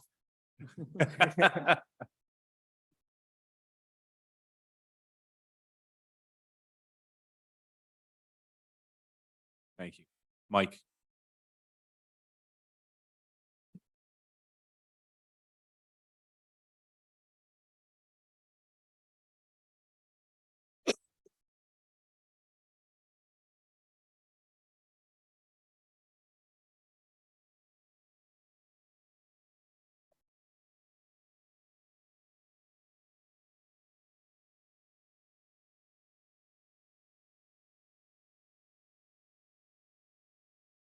Sure. Mike Siegel, Siegel. You swear me in. Yes. One of the things that the developer may have missed and has not been covered tonight, we've discussed stormwater, discussed traffic issues at a little bit, but I know they'll be brought up at the land development stage. But I want to bring up one issue that actually combines water, stormwater, and traffic all together. And that's Shawn Spring Reservoir. Shawn Spring Reservoir is right down the road from you. It can't be more than a couple 100 feet at that. It is the largest carrier of a source of water for the city of Allentown and for every resident in Lower Macungie Township and Upper Macungie Township. Back in 1987, when I-78 went in, there was a design for a closed stormwater drainage system for I-78 in case there were tanker spills. And they gauged it based on the spillage of 2 tankers, fully filled 15,000 gallons of some type of chemical solution and how they would handle a chemical spill in and along I-78 in that area where you need to build. They decided to put in a closed stormwater system. I am strongly urging the developer, Mr. Jandal, Upper Macungie, South Whitehall Township, and of course, Lower Macungie Township to get together during their scoping meetings and discuss how they're going to close this system up along Chance Road. You are bringing in tens of thousands of trips a day along Chance Road. And those vehicles, regardless whether they're a heating truck, a diesel truck, a spill there would decimate this township as far as water drinking sources. And I would like to make sure that PennDOT realizes they pushed it on on I-78 in 1987, and it made the front page of the Morning Call. That's how big it was of an issue. And I would like to see anything that's done along Chance Road at this time to have that same type of protection. And I don't mean to come down on Mr. Jandal. He does wonderful work. I'm all in favor of the project, but I'm scared to death if a tanker turns over on Chance Road or any other vehicle has a spill along there. It is absolutely critical that we do not get anything in that reservoir area. So like I said, I'm all in favor of the project, but we've got to think outside of the box here, gentlemen. You've done a great job of following smart growth planning techniques. But this Shawn Spring Reservoir is the heart and soul of the Lehigh Valley. It supplies 8 million gallons of water for 200,000 plus people a day. We cannot afford to have that thing polluted by a truck or a car accident or even a fire at your facility. Where would that runoff go? In the Cedar Creek? It would ruin Dorney Park, because that's the headwaters of the Dorney Park. There's a fish hatchery right below you. There's Cedar Creek is an EV stream in that area. So I encourage you to please, in your process of this, and I emphasize to Lower McCudgee Township as a condition of the conditional use, to put in a closed stormwater drainage system into this facility. It is just absolutely critical, and I couldn't be more pronounced about this because I can show you the proof. It's in the papers. I have the cutout of the articles. I was back working for the Conservation District back in the 90s when I helped design some of that with them. And it's very critical. So please take that in heart. The second thing I wanted to bring up is something that I'm sure is being brought up in the scoping meeting and with South Whitehall and Upper McCudgee, and that's the one-lane bridge over the Shawn Spring Reservoir. I hope you guys can work something out, because the last thing I want to see is a collision on that one-lane bridge and a spill go right over the reservoir in itself. You're becoming a destination point. There's going to be thousands of vehicles additional on Shawn's Road because there's 450 apartments in South Whitehall and another 500 plus on yours. It's basically 1,000 apartments within 1,000 feet of each other. So please think about the water, because we all rely on that. And your discussions in the scoping meetings with PennDOT and with the Conservation District, the NPDS permit for stormwater, it's got to be a closed drainage system. Thank you. Thank you, Mike. Is there any other public comment? Seeing none, Mr. Solicitor?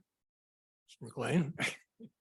We closed. Yeah, I'll be brief and essentially mimic my opening statement that I think our witnesses and exhibits have collectively demonstrated that we comply with the objective conditional use criteria applicable to this project, as well as all conditional use criteria that apply to every project in the township. Mr. Jandal referenced the single condition for which we requested a bit of a concession. We are otherwise agreeable to the conditions as presented, and we believe, therefore, we are entitled to a favorable vote and would request that you vote in favor of the project. Thank you. So the record is now closed. Mr. President, this concludes the conditional use hearing, except for the obligation of Board of Commissioners to discuss, deliberate, and decide whether to approve the conditional use. So normally at this point, in a conditional use hearing, I would ask for a motion to direct the solicitor to write our decision. However, this is a unique project, as has been expressed many times. Something we haven't seen here before. I think it's a great project. I'm super excited for it. But what I am going to do is, when you think about it, the Planning Commission has submitted 53 conditions to this project, which is more conditions than I've ever seen before. So I am going to ask for a motion to table so that the commissioners have the opportunity to digest all of the conditions that have been laid out before us. Discuss number 17, which is objected to by the developer, and I think is an important condition, but maybe compromise can be found in language between the applicant and staff in the next 2 weeks before we meet. But my intention would be that we would be able to render a decision at our August 3rd meeting on this. I appreciate the applicant's presentation multiple times now, which is never an easy thing to do. And to be able to explain it in detail, and I'll be honest with you, as a member of the Board of Commissioners, I don't attend other town meetings because I'd rather hear it for the first time here. So this was the first time I've seen these is tonight. And I'm very impressed. But in all due fairness to the commissioners, to staff, and to the applicant, as well as our residents, I do think we need just a little bit of time to digest, make sure that all the conditions are adequate and fair. And then we can render a decision at our next scheduled meeting on August 3rd. So do I have a motion to table tonight's hearing? Move to table. Okay, I have a motion. Is there a second? Second. I have a motion and a second. Are there any commissioner comments or questions? Any public comments or questions? Seeing, hearing none, I'll call for the vote. All those in favor signify by saying aye. Aye. Opposed? Okay, thank you very much. Thank you. Thank you very much. Going to just give it a minute for anybody who wants to go home, to go home.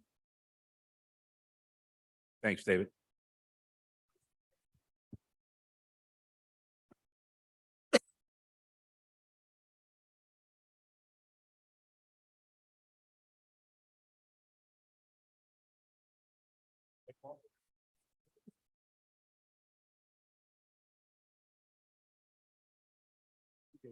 You want an 8.5?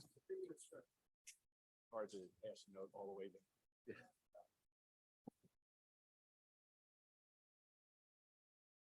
Felt like that was in study hall.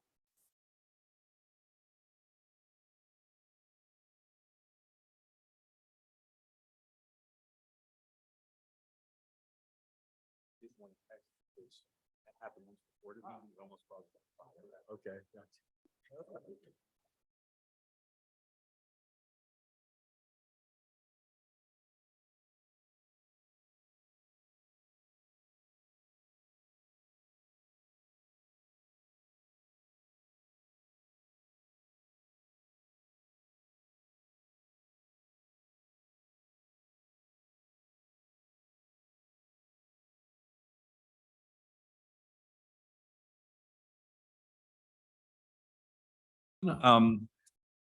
Item 6.2, resolution 2023-37, approving the land development plan for Spring Creek Estates 2022. Mr. Jones is not here. We don't have the planner yet. No, okay, then we're going to wait just a second. I looked around and I saw David. I'm like, okay, everybody's here. That's right. Just let him do what he's got to do. He's doing an interview with 69. Yeah, let him talk to the press. It's better him than me.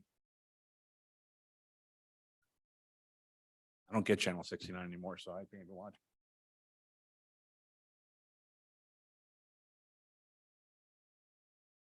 You know what, let's pend 6.2 and 6.3 for just a moment. We'll move forward to public comment. Is there any public comment on non-agenda topics? Yes, come on up to the podium, sir, and just state your name and address and sign in, please.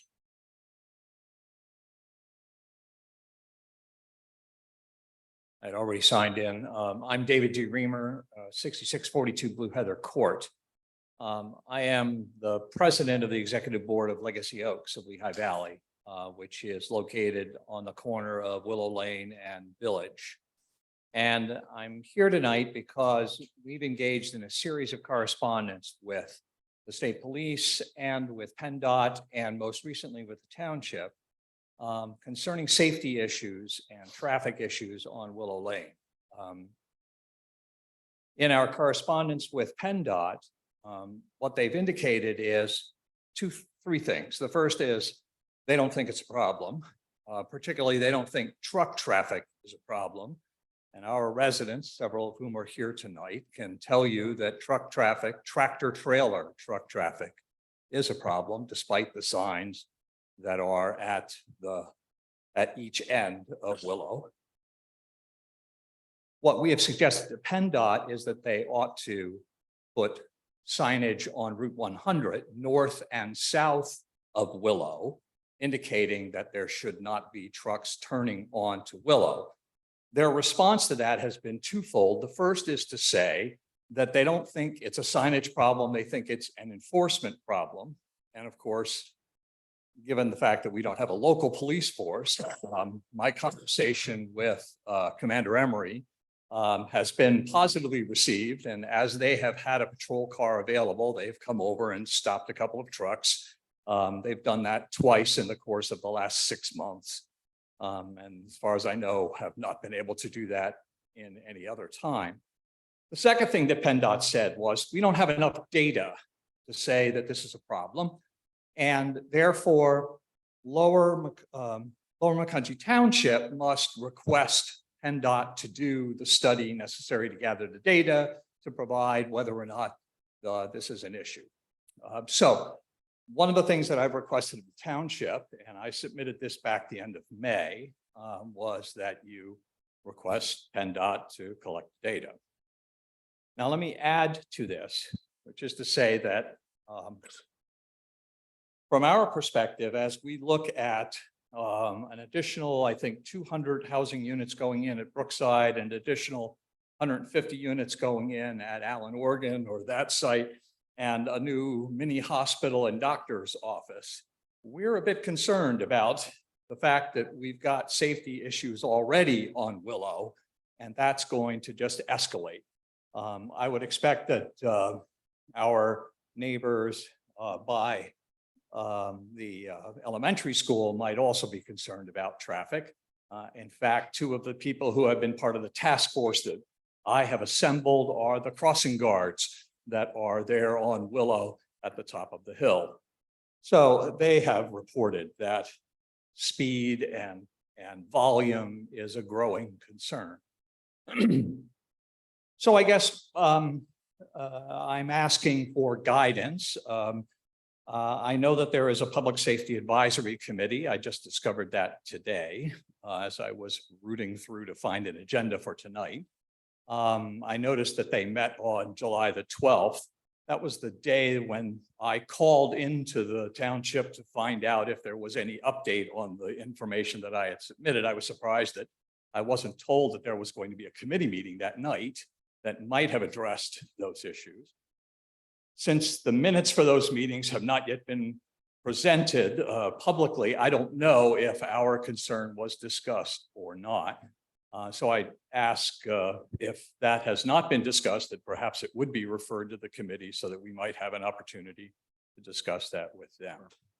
So what I'm going to do is I'll ask the township manager who handles day-to-day affairs as to what the status is of this issue.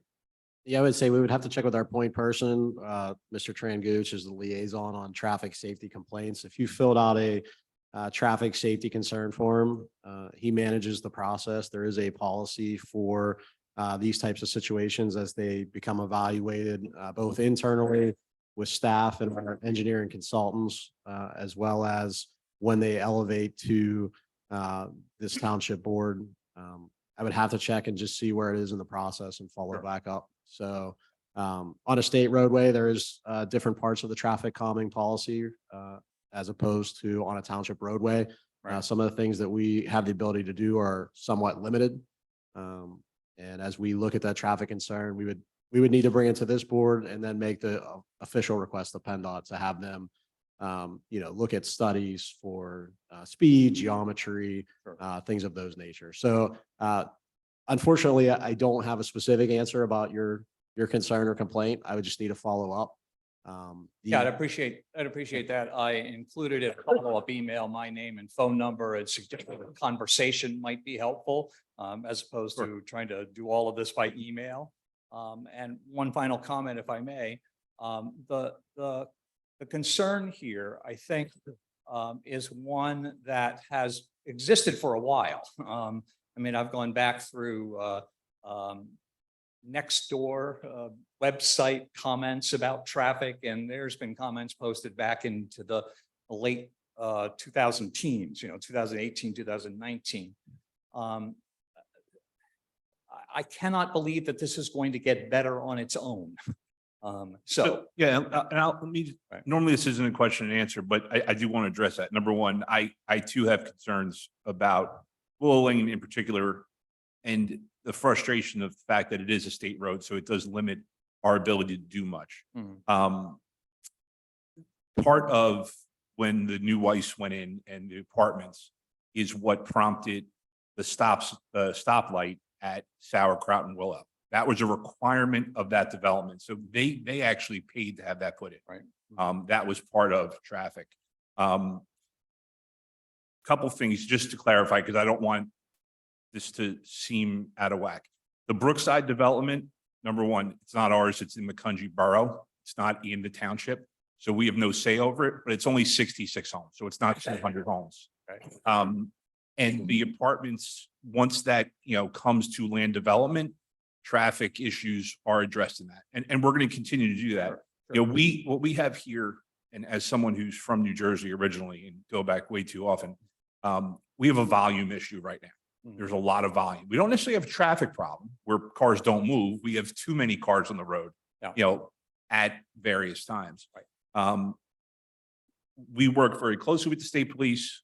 We do put out speed boards and we monitor traffic patterns so that if we know that someone says there's been, people are driving way too fast in this road, we can collect data. We can give it to the state police and say, hey, at 2:00 every single day, there's somebody driving 60 miles an hour. You may want to put a car there. We'll continue to be vigilant in that way.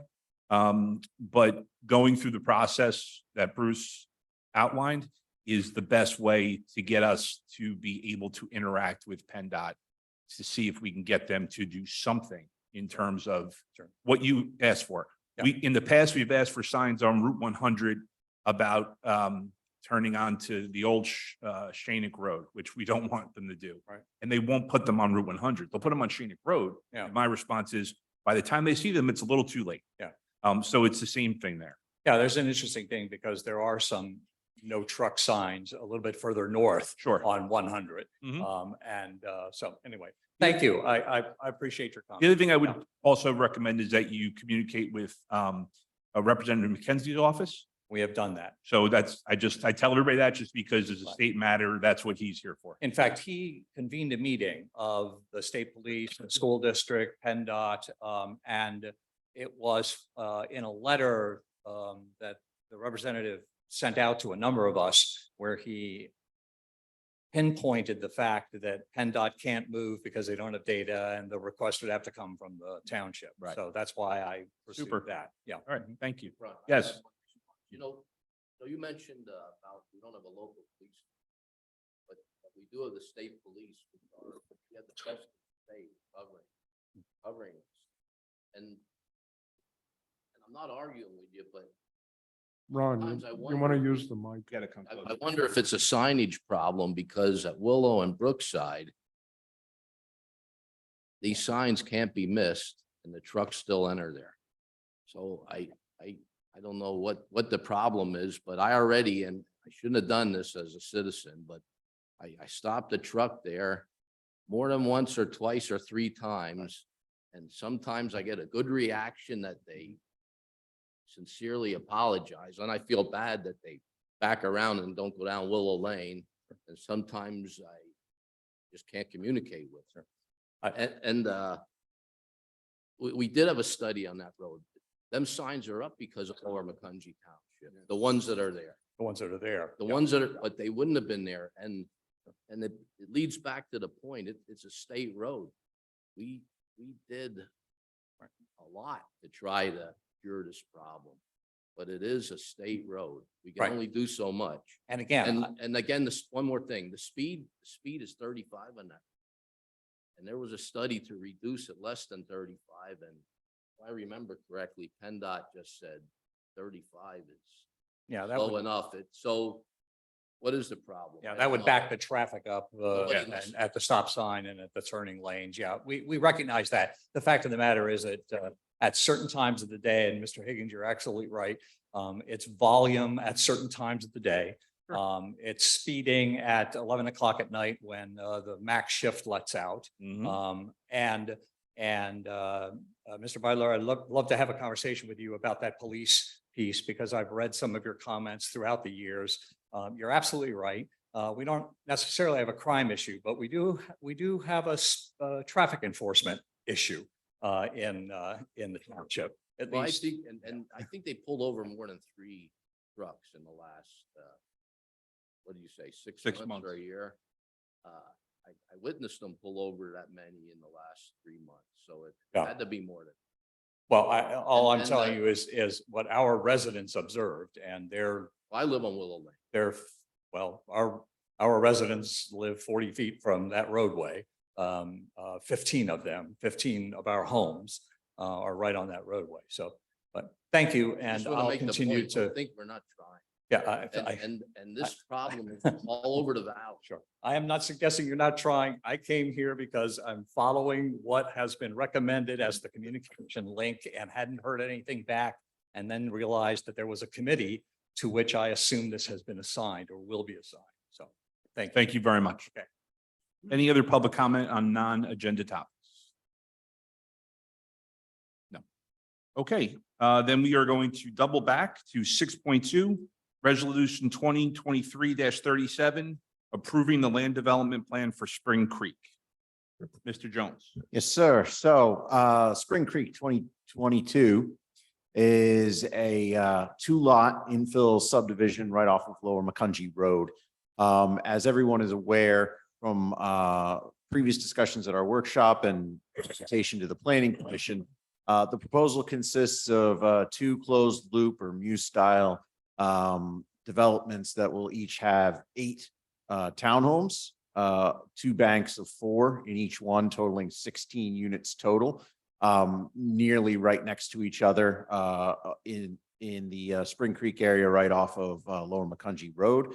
We've spent a number of months working with the applicants to ensure that items such as pathways out to Lower Macungie Road for access to, if someone wanted to try and walk to any of the businesses along Mill Creek or down towards the Trexler Town Mall, the Giant, et cetera, is available. We have heard that it is supposed to be a pet-friendly facility, so we wanted to ensure that there was a dog run area, given the high traffic in the area. Cross our Ts, dot our Is to make sure that stormwater management is addressed, not just for the site, but also where the off-run is going to go to into existing basins. And then we also looked internally at the traffic side, and as we've consistently noted a couple of times, there is additional traffic for visitors.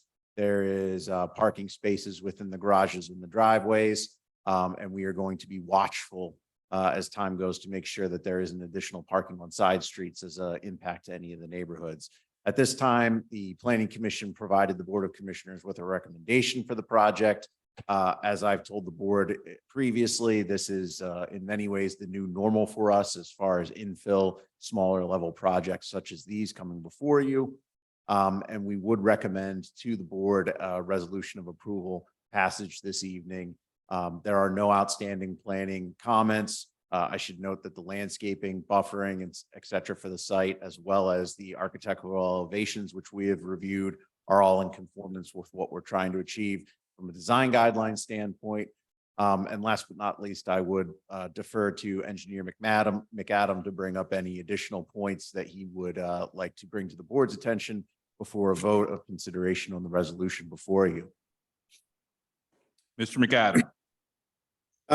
Thank you, Mr. President. Yeah, this is, as Nate says, these are 2 infill lots. There's nothing really extraordinary about them. Our current review letter does have some minor drafting and engineering items to address. I'm not aware of anything that would be problematic for the applicant, and frankly, don't really have any issues with the plans. I will note that as part of the stormwater management design, since these 2 lots were part of an older subdivision, the runoff was accounted for in the detention basin that's across the street. However, because of the changes in stormwater regulations between then and now, the applicant's engineer has incorporated some additional stormwater management features for volume control and water quality. So all in all, assuming that the applicant and or their engineer is a will comply on our recent review letter, I really have no concerns about this project. Lastly, if I may interject very briefly, we have supplied the board with an updated resolution. The updated resolution accurately reflects the number of proposed units and accurately reflects the recreation fee that would be charged as part of that approval process. for the number of new units being proposed. So I would just like to note that in the resolution that you'd be voting on this evening, that is reflected. Move to approve the revised resolution. Okay, we have a motion to approve. Is there a second? Second. We have a motion and a second to approve resolution 2023-37, approving the land development plan for Spring Creek Estates 2022. Any commissioner comments or questions? Any public comments or questions? Seeing and hearing none, I'll call for the vote. All those in favor signify by saying aye. Aye. Opposed? Okay, thank you very much. Item 6.3, resolution 2023-38, approving the land development plan for Stone Hill Haven, 6709 Mountain Road, final minor subdivision. Mr. Jones. Yes, sir. So Mountain Road due south of Stone Hill, as well as up along the State Road of Mountain Road. If you're familiar with this property, this is a historic farmhouse nearly at the corner there. In the general area, there are headwaters of a spring and some natural resource areas. And then immediately to the east is some open land. The applicant previously came in with a couple of sketch plans. However, at this point in time, they have proposed a 2-lot subdivision. 1 lot being created would be newly developable with both on-lot septic and on-lot well. The remaining lot would house the existing historic property. The new lot would also contain to the north some of those resource areas closer to Gaiman Road. This is a very simple 2-lot subdivision. It has been reviewed. I should note that given that this is in our rural area, we have recommended in terms of street trees and curbing and whatnot that in order to maintain the rural character of the road, that those items be not considered by the board. However, we have worked with the applicant to ensure also that there is an easement access proposed on the site, which would connect to the Stonehill Meadows Trail to then allow hikers and walkers to get up to the Wildlands Conservancy property, which is up on the mountain off of Mountain Road. That provides connectivity that we've been trying to achieve for some time. You would essentially be able to walk from Macungie Borough all the way up to that property on the mountain if you so chose. So at this point in time, again, minor subdivision, no further comments, and would recommend to the board an approval. I do defer to Engineer McAdam to bring up any further technical items. However, I do believe anything outstanding at this point in time will comply, but I will leave him to explain anything else along to you. Okay, Mr. McAdams. Thanks, Mr. President. Yeah, this is an extremely simple project. Really, there are some drafting items in our review letter that need to be taken care of, but it's pretty harmless. I will note that the applicant's engineer did submit revised plans between the time the letter was issued and tonight's meeting. I have not reviewed them. We don't generally review interim submissions, but my understanding is that by virtue of the plans that came in, everything is a will comply or pretty darn close. I really don't have any issue with this project moving forward. Okay, thank you. Do I have a motion to approve? I have a question. Okay. Okay, I just wanted to confirm that the right of way is offered for dedication along both Mountain Road and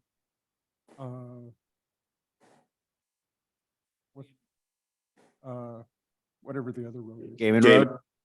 Yeah. Gaiman.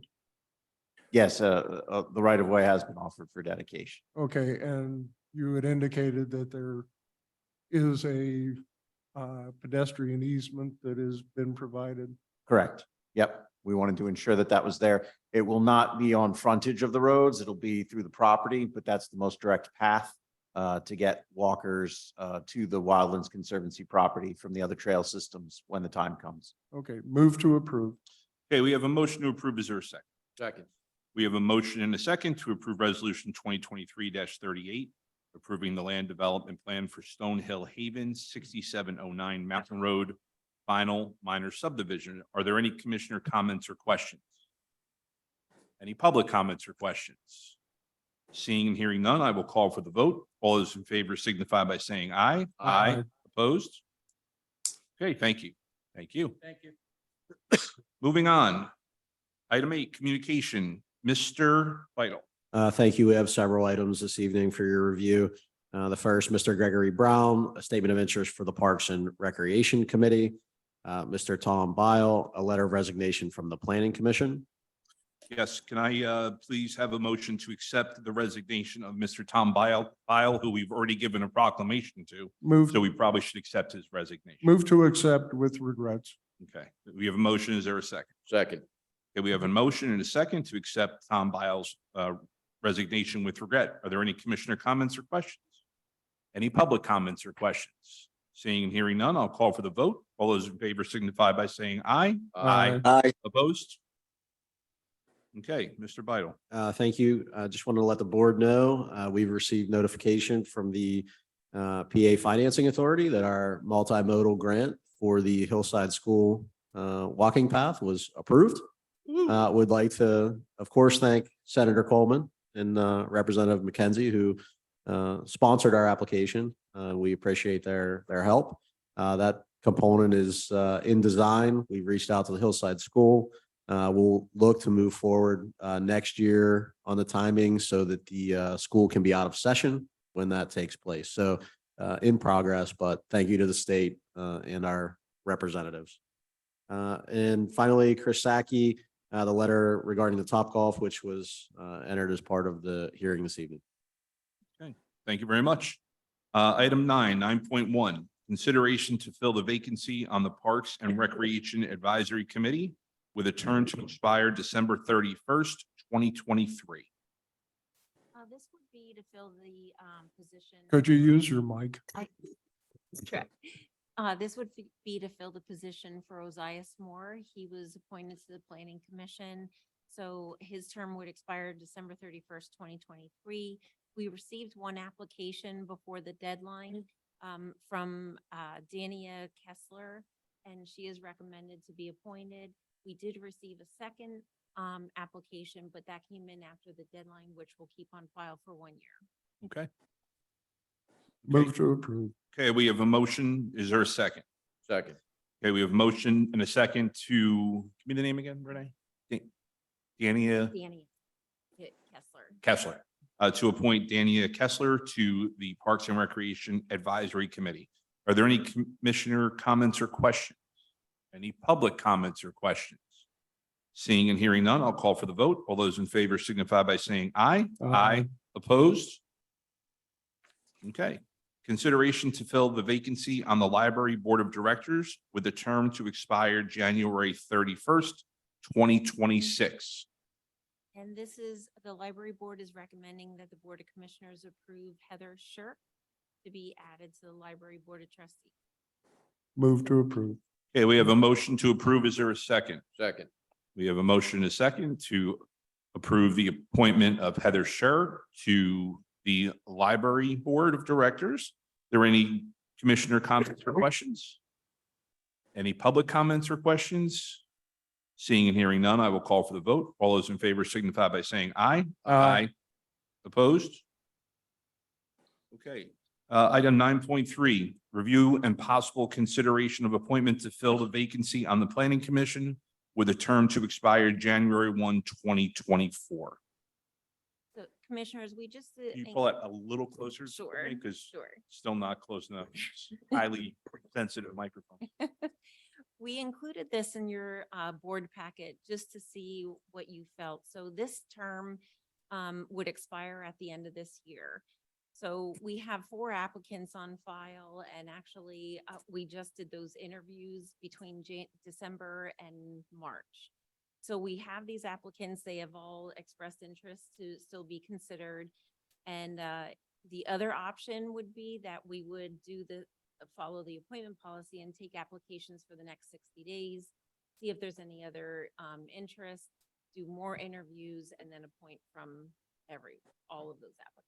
Well, I think being that the term expires at the end of this year and that the policy would say advertise for 60 days, you're then basically down to 2 months you're appointing somebody.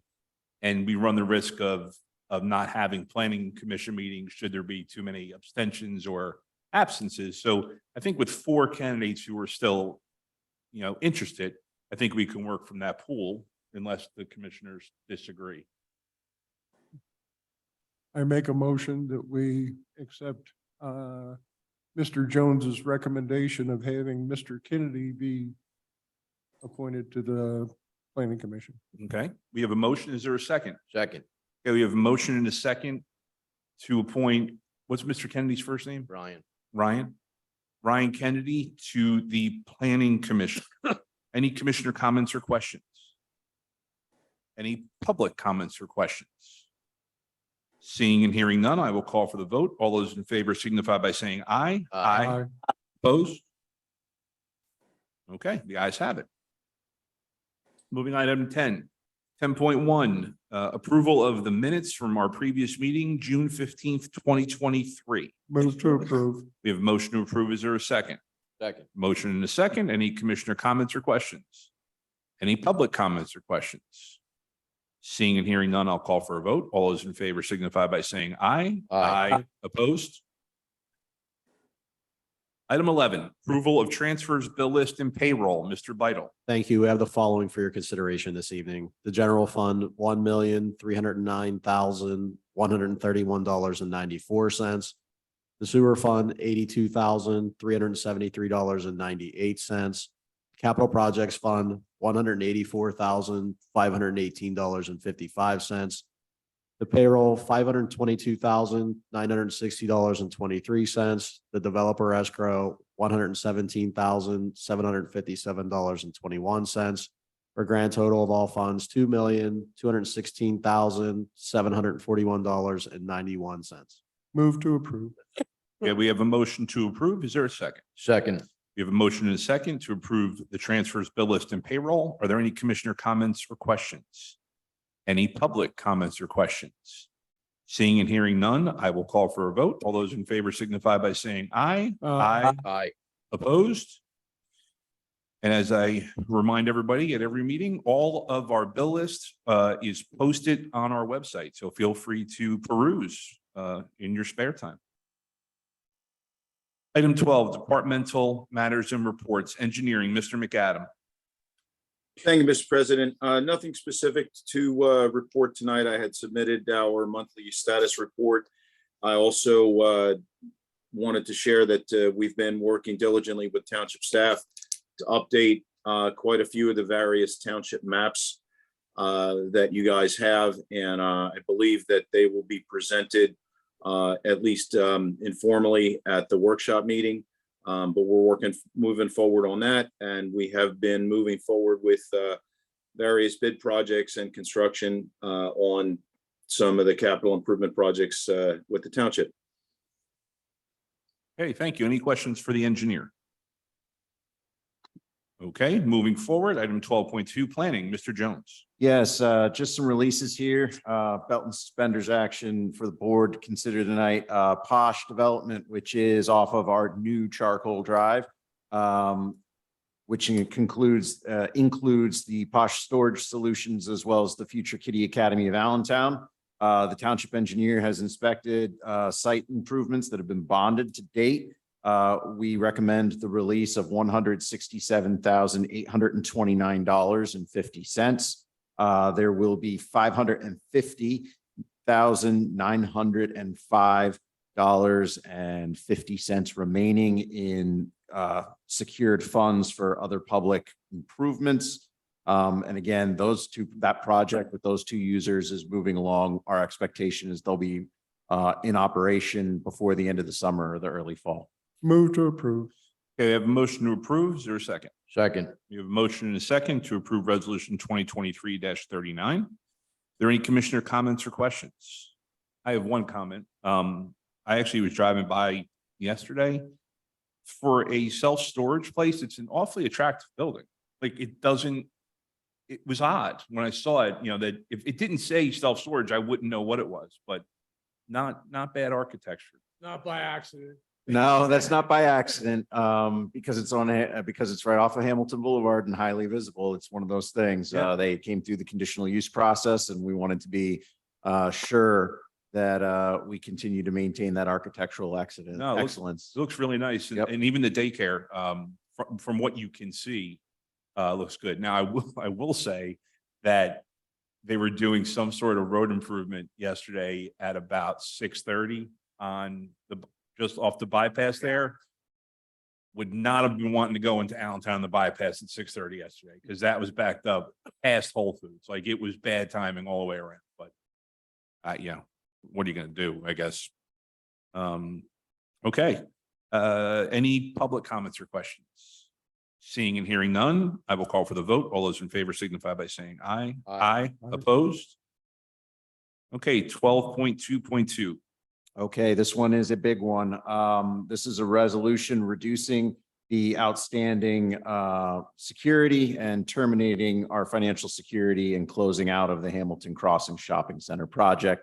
I should note that the Goldberg Group has received their notice of termination from the Conservation District. That was one of the very last outstanding items. The prior township engineer conducted site visits and did provide letters assuring and guaranteeing that improvements have been finalized to their satisfaction.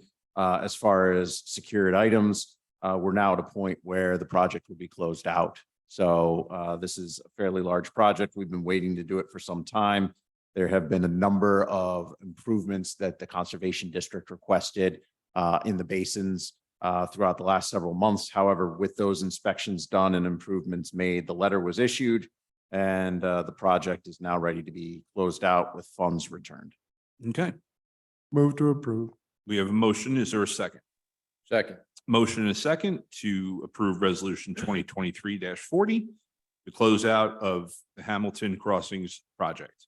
Any commissioner comments or questions? It turned out to be a nice project, but to me, it'll be closed out when the TIF expires. Fair point. Second, I have a quick question, and it's not about this as much as one of the tenants.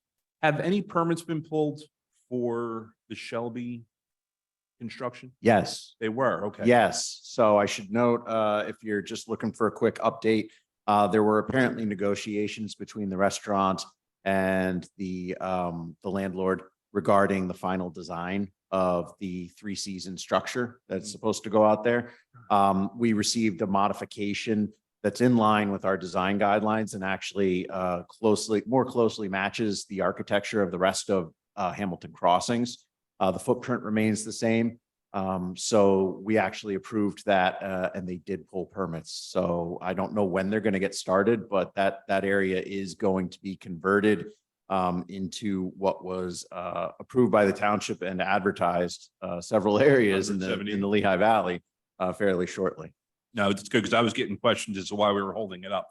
And I said, oh, we're not. We are not. We've reviewed, approved everything. Everything's been issued. So. Excellent.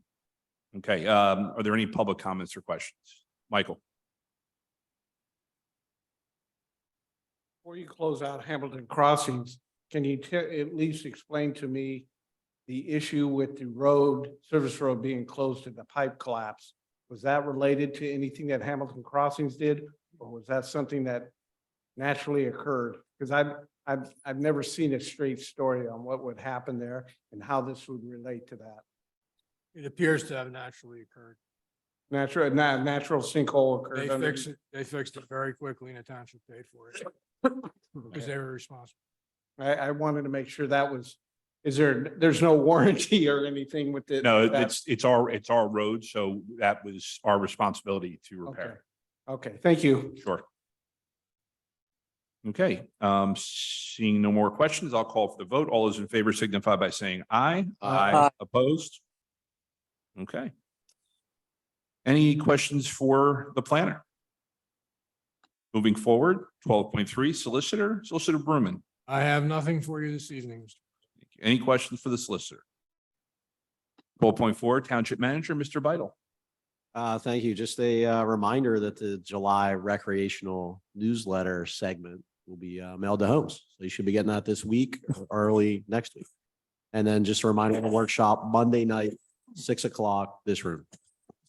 Very good. If I may tag on to that real quick, I should have mentioned, because we had a quorum issue for our regular July Planning Commission meeting, we were able to postpone it and it has been advertised.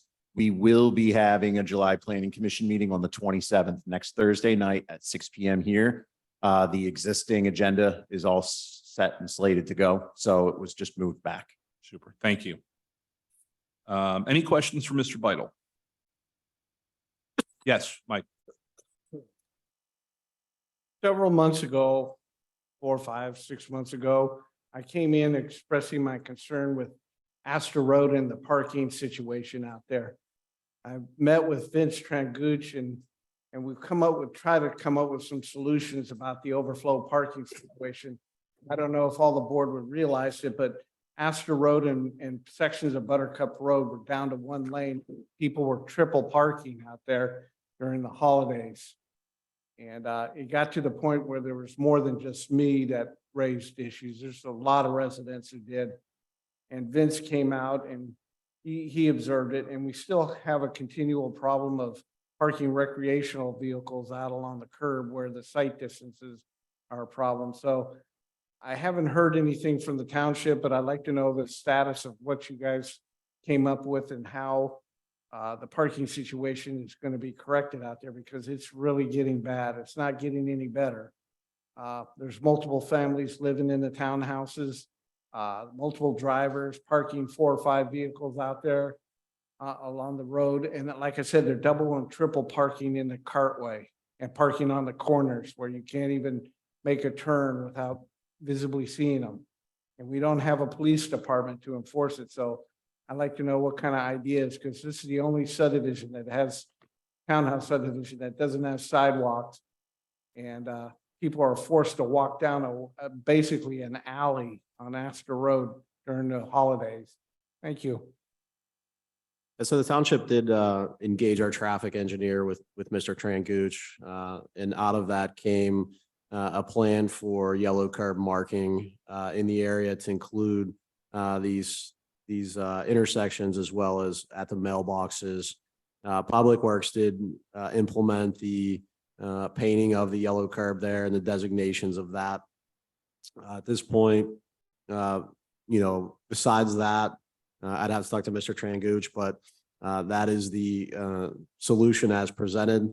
We've received Mr. Siegel's comments about, potential overflow lot construction, all of these items in that particular neighborhood that at this point aren't viable options. Where we are right now is the marking of the yellow curb, and that's the course of action at this point. So if with the marking of the yellow curb, we have to enact any no parking ordinance that goes along with that? Can they be towed if they're cited by state police, things along those lines? Yeah, so the township doesn't tow cars. The state police usually doesn't either. To be an abandoned vehicle on the street, you have to meet certain parameters, not registered, those type of identifying things. We do have areas and neighborhoods such as the Hills of Lockridge where we had various cars that we were unable to kind of move along over there or have the state towed as they weren't abandoned. Right now, the parking enforcement is, the yellow curb section of that. We don't tow cars in the township as we don't have that ability. So I guess my other question would be, why even waste painting them yellow? I mean, if we can't enforce yellow curb, why do we paint them at all?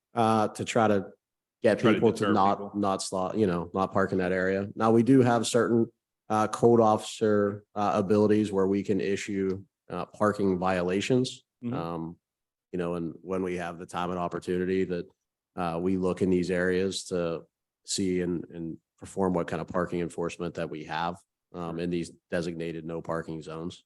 Okay. Thank you. Actually, no.